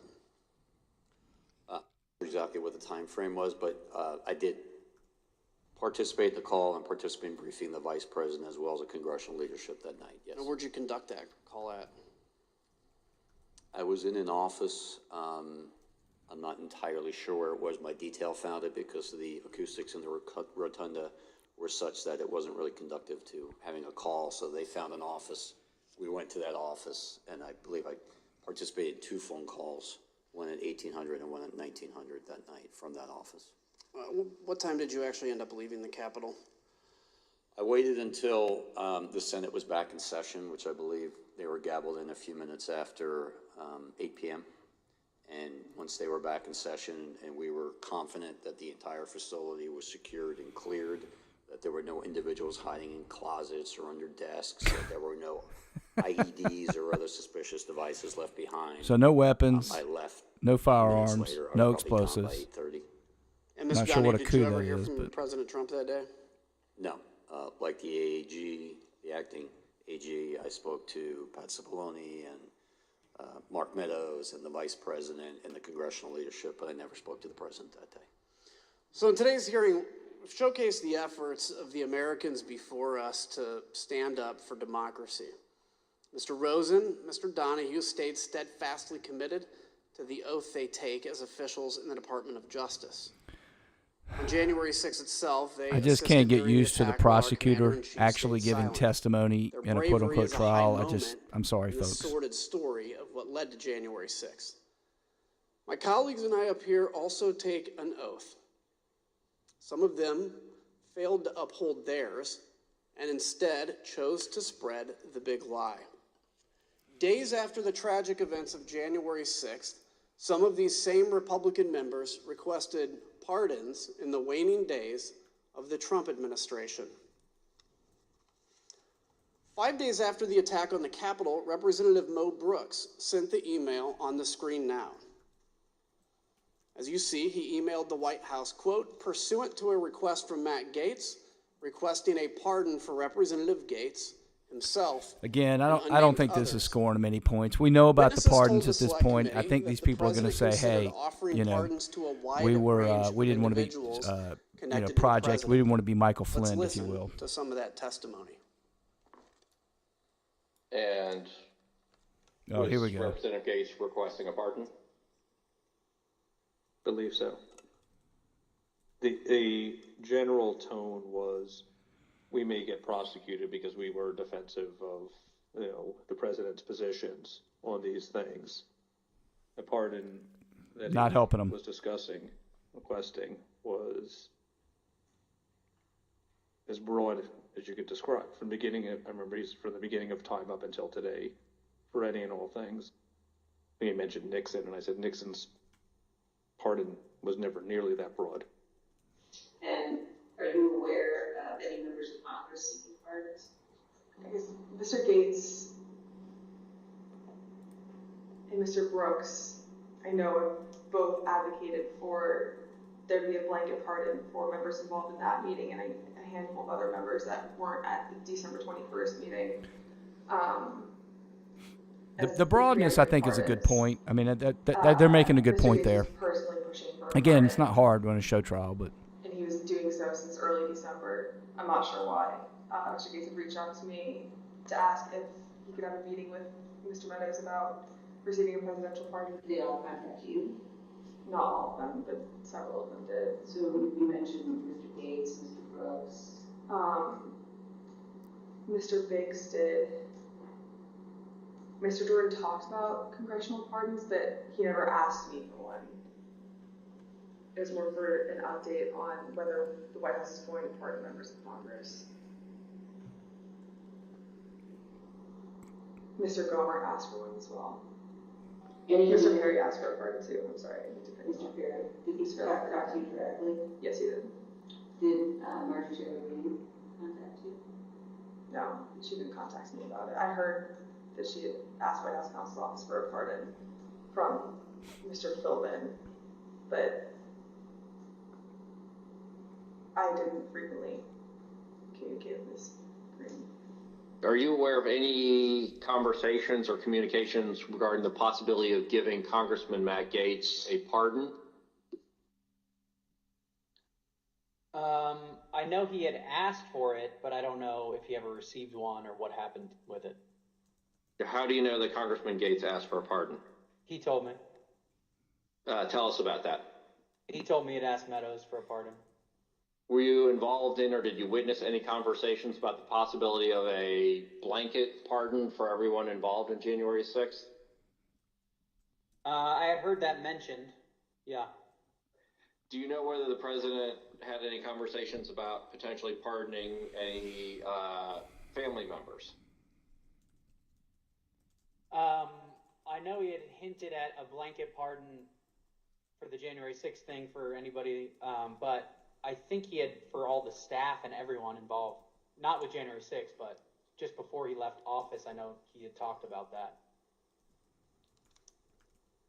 The only reason I know to ask for a pardon is because you think you've committed a crime.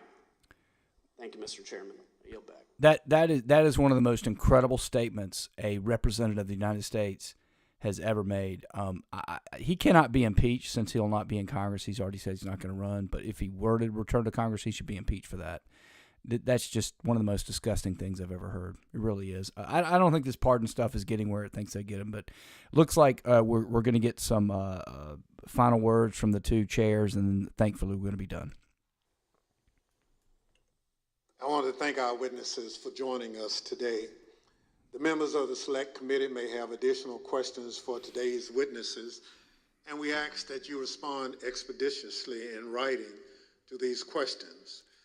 Without objection, members will be permitted 10 business days to submit statements for the record, including opening remarks and additional questions. This is the kind of stuff that they really should do outside the presence of the camera. The gentleman from Illinois for a closing statement. Oh, Jesus. All Thank you, right. Mr. Chairman. The Justice Department lawyers are not the president's personal lawyers.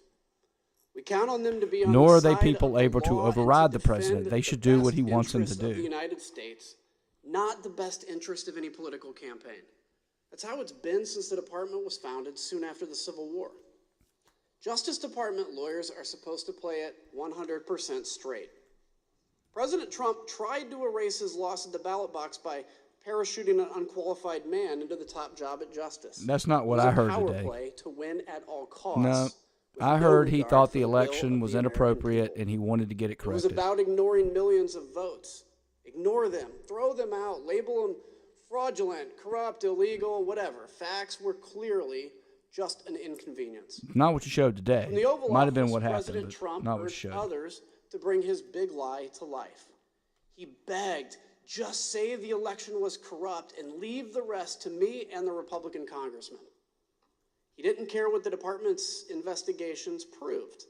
What good were facts when they would only confirm his loss?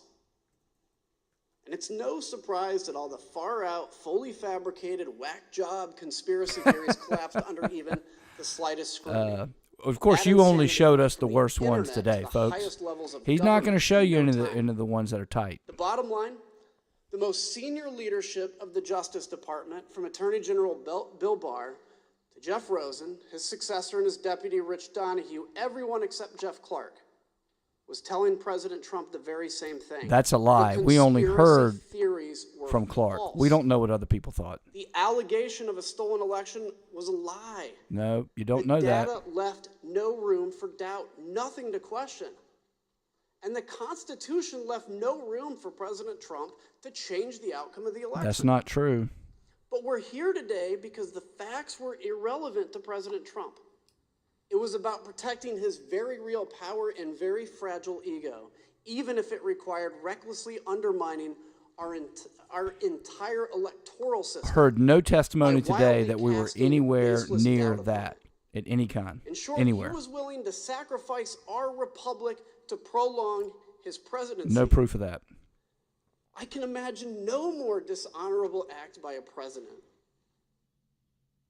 We owe a great debt of gratitude to these men you've heard from here today. Okay, yeah. Witnesses that you brought, Real you're going to leaders praise again. who stood for It doesn't come justice across the way you when think, it was in Kinzinger. grave peril. Comes across as like, yeah, you put pick their people that country are going to first. tell your story, When and the now you're leader thanking of them the for free telling your world story. demanded Not helpful. otherwise. Trust me. They threatened to resign rather than corrupt our democracy. And thanks largely to each of them, President Trump's coup failed. Contrast that to Jeff Clark, who would do exactly what the president wanted. Say there was massive fraud. That's not what he said. Facts, He said he was going to do to the rest of investigations. President Trump's congressional friends. Mr. Clark refused to cooperate with this committee. He pled the fifth over 125 times. Why risk self-incrimination? And President Trump's congressional friends, some of them are angling for pardons. They knew that every bit of what they did was a lie and it was wrong. That's all the more reason to respect those who came here to testify today. We thank them for their unflinching service in the face of Again, incredible I've said pressure. it before. I won't say it again, but As it said, the only thing necessary for evil to succeed is good men to do nothing. Thankfully, there were good people in the Department if he of cries, Justice. I'm going to lose it. Please. You heard from other good people Please too cry. on Tuesday. They too defended us. But I'm still worried that not enough has changed to prevent this from happening again. The oath that we take has to mean something. It has to cut to the core of who we are and be the driving force of our service to this nation. We on this committee, we may be able to shine light on the darkness, but that is not enough. It's now up to every American, now and in the future, to stand for truth, to reject the lies wherever we confront them, in our towns, in our capitals, in our friendships, in our families, and at the ballot box, and within our own minds and hearts. Thank you, Mr. Chairman. Why don't you just audit the election? That would have solved Without all the objection, problems. The chair recognizes the gentlewoman from Wyoming, Ms. Cheney, for a closing statement. Thank you very much, Mr. Chairman, and I again want to thank the witnesses for being here today. I tell you, they never miss an opportunity to miss an opportunity. There will be some who Praising label you people that agents you of the brought deep in state who are your or something partisans else isn't helpful. conspiratorial or nonsensical, meant to justify ignoring what you've said today, ignoring the facts. That may be the short-term cost of acting honorably and telling the truth, but your actions should have an important long-term impact.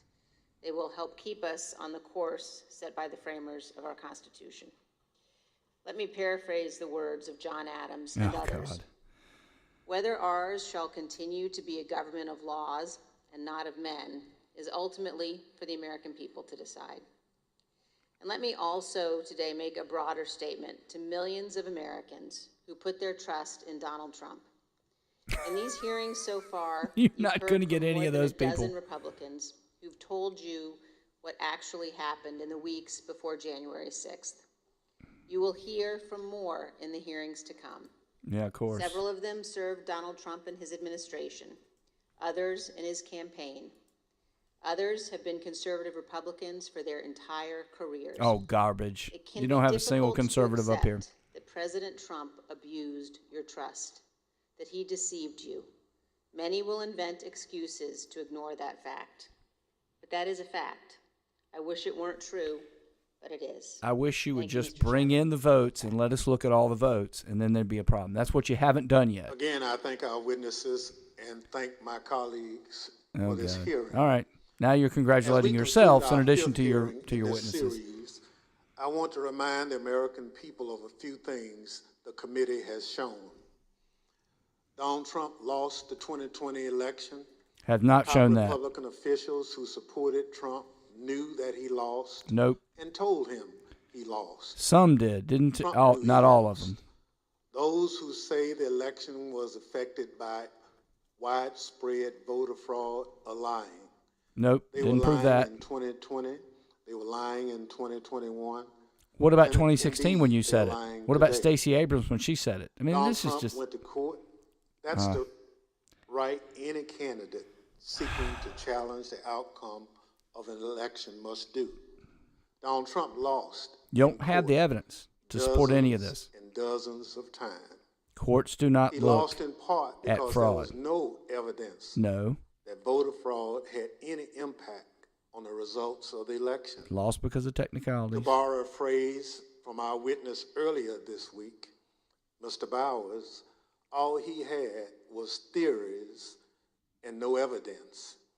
As I've said, if you're running for office in the United States, that's the end of the line. You accept the court's judgment, you concede the race, you respect the rule of law and the will of the voters.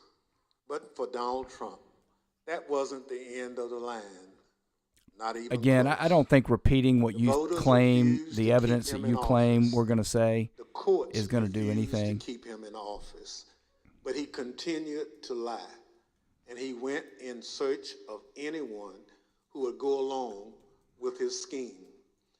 And we've shown today, he pressured the Justice Department to act as an arm of his re-election campaign.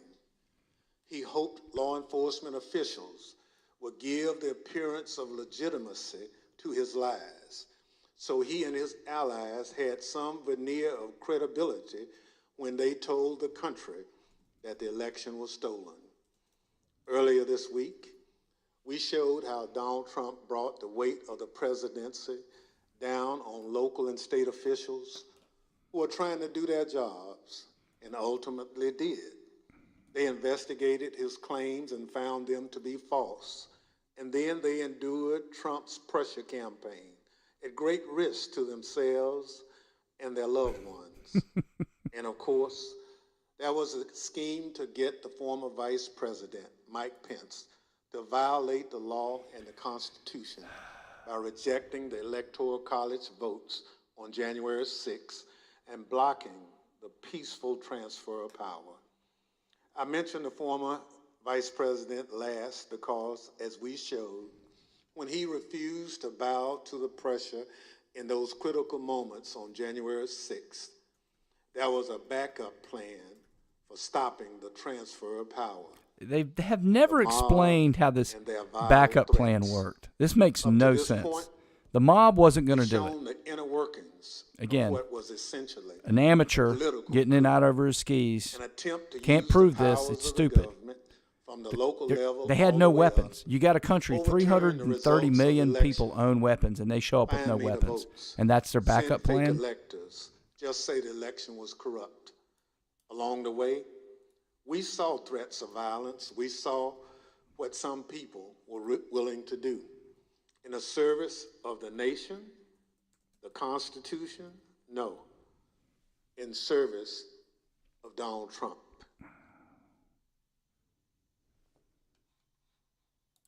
When the Select Committee continues this series of hearings, we're going to show how Donald Trump tapped into the threat of violence, how he summoned the mob to Washington, and how, after corruption and political pressure failed to keep Donald Trump in office, violence became the last option. Yeah. Our investigation is ongoing. Way in over their skis on this one. Those hearings have spurred an influx of new information that the committee and our investigators are working to assess. So now they're claiming they have new information. Give me a break. Come on. Nobody's giving you any new information at this. Information possible. Oh, wow. That will be our aim when we reconvene in the coming weeks. The chair, however, requests those in the hearing room remain seated until the Capitol Police. This is, again, more of my favorite things here. We're better than you. All Americans are equal, but some Americans are more equal than others. All right, folks, there you have it. This is just bad, getting worse. Again, I looked it up while they were doing this, and I want to show you one thing before we leave, folks. Let's see if I can pull it up real quickly here. One of the things they talked about with this Electoral College stuff, and so I'm just going to do this Google search. It should come up right here. Celebrities beg electors to be heroes and vote against Trump. This is a story from December 15th, 2016. This would have been in the lead up to the Hillary or the Trump certification, and you had a bunch of people arguing for people to not vote the way they should supposed to vote in the January 6th certification. So again, just more proof that Democrats have tried to do exactly what they're accusing Trump of trying to do, right? And they weren't even going to do this. Is not even a process where you go through the Electoral Count Act of 1887 or you follow the 12th Amendment. So these people are just, again, going out, they're in over their skis. They don't know what they're talking about at all. And in fact, you'll know that there were a couple of people that actually here it is right here. A slew of other has been B or C list celebs who've piled on calling for 37 contentious Republican electors to swing, right? That would have given Hillary the victory. So anyway, this January 6th committee, again, is just out over their skis. They're trying to do too much. They're not doing it very effectively. So we're going to live stream it tomorrow. I looked it up. It is 1 o'clock. 1 o'clock, you show up here. Again, you should just subscribe. Share this, sharing, caring. We'd appreciate that. And again, we will tune in for the 6th hearing tomorrow at 1 o'clock here. See you then.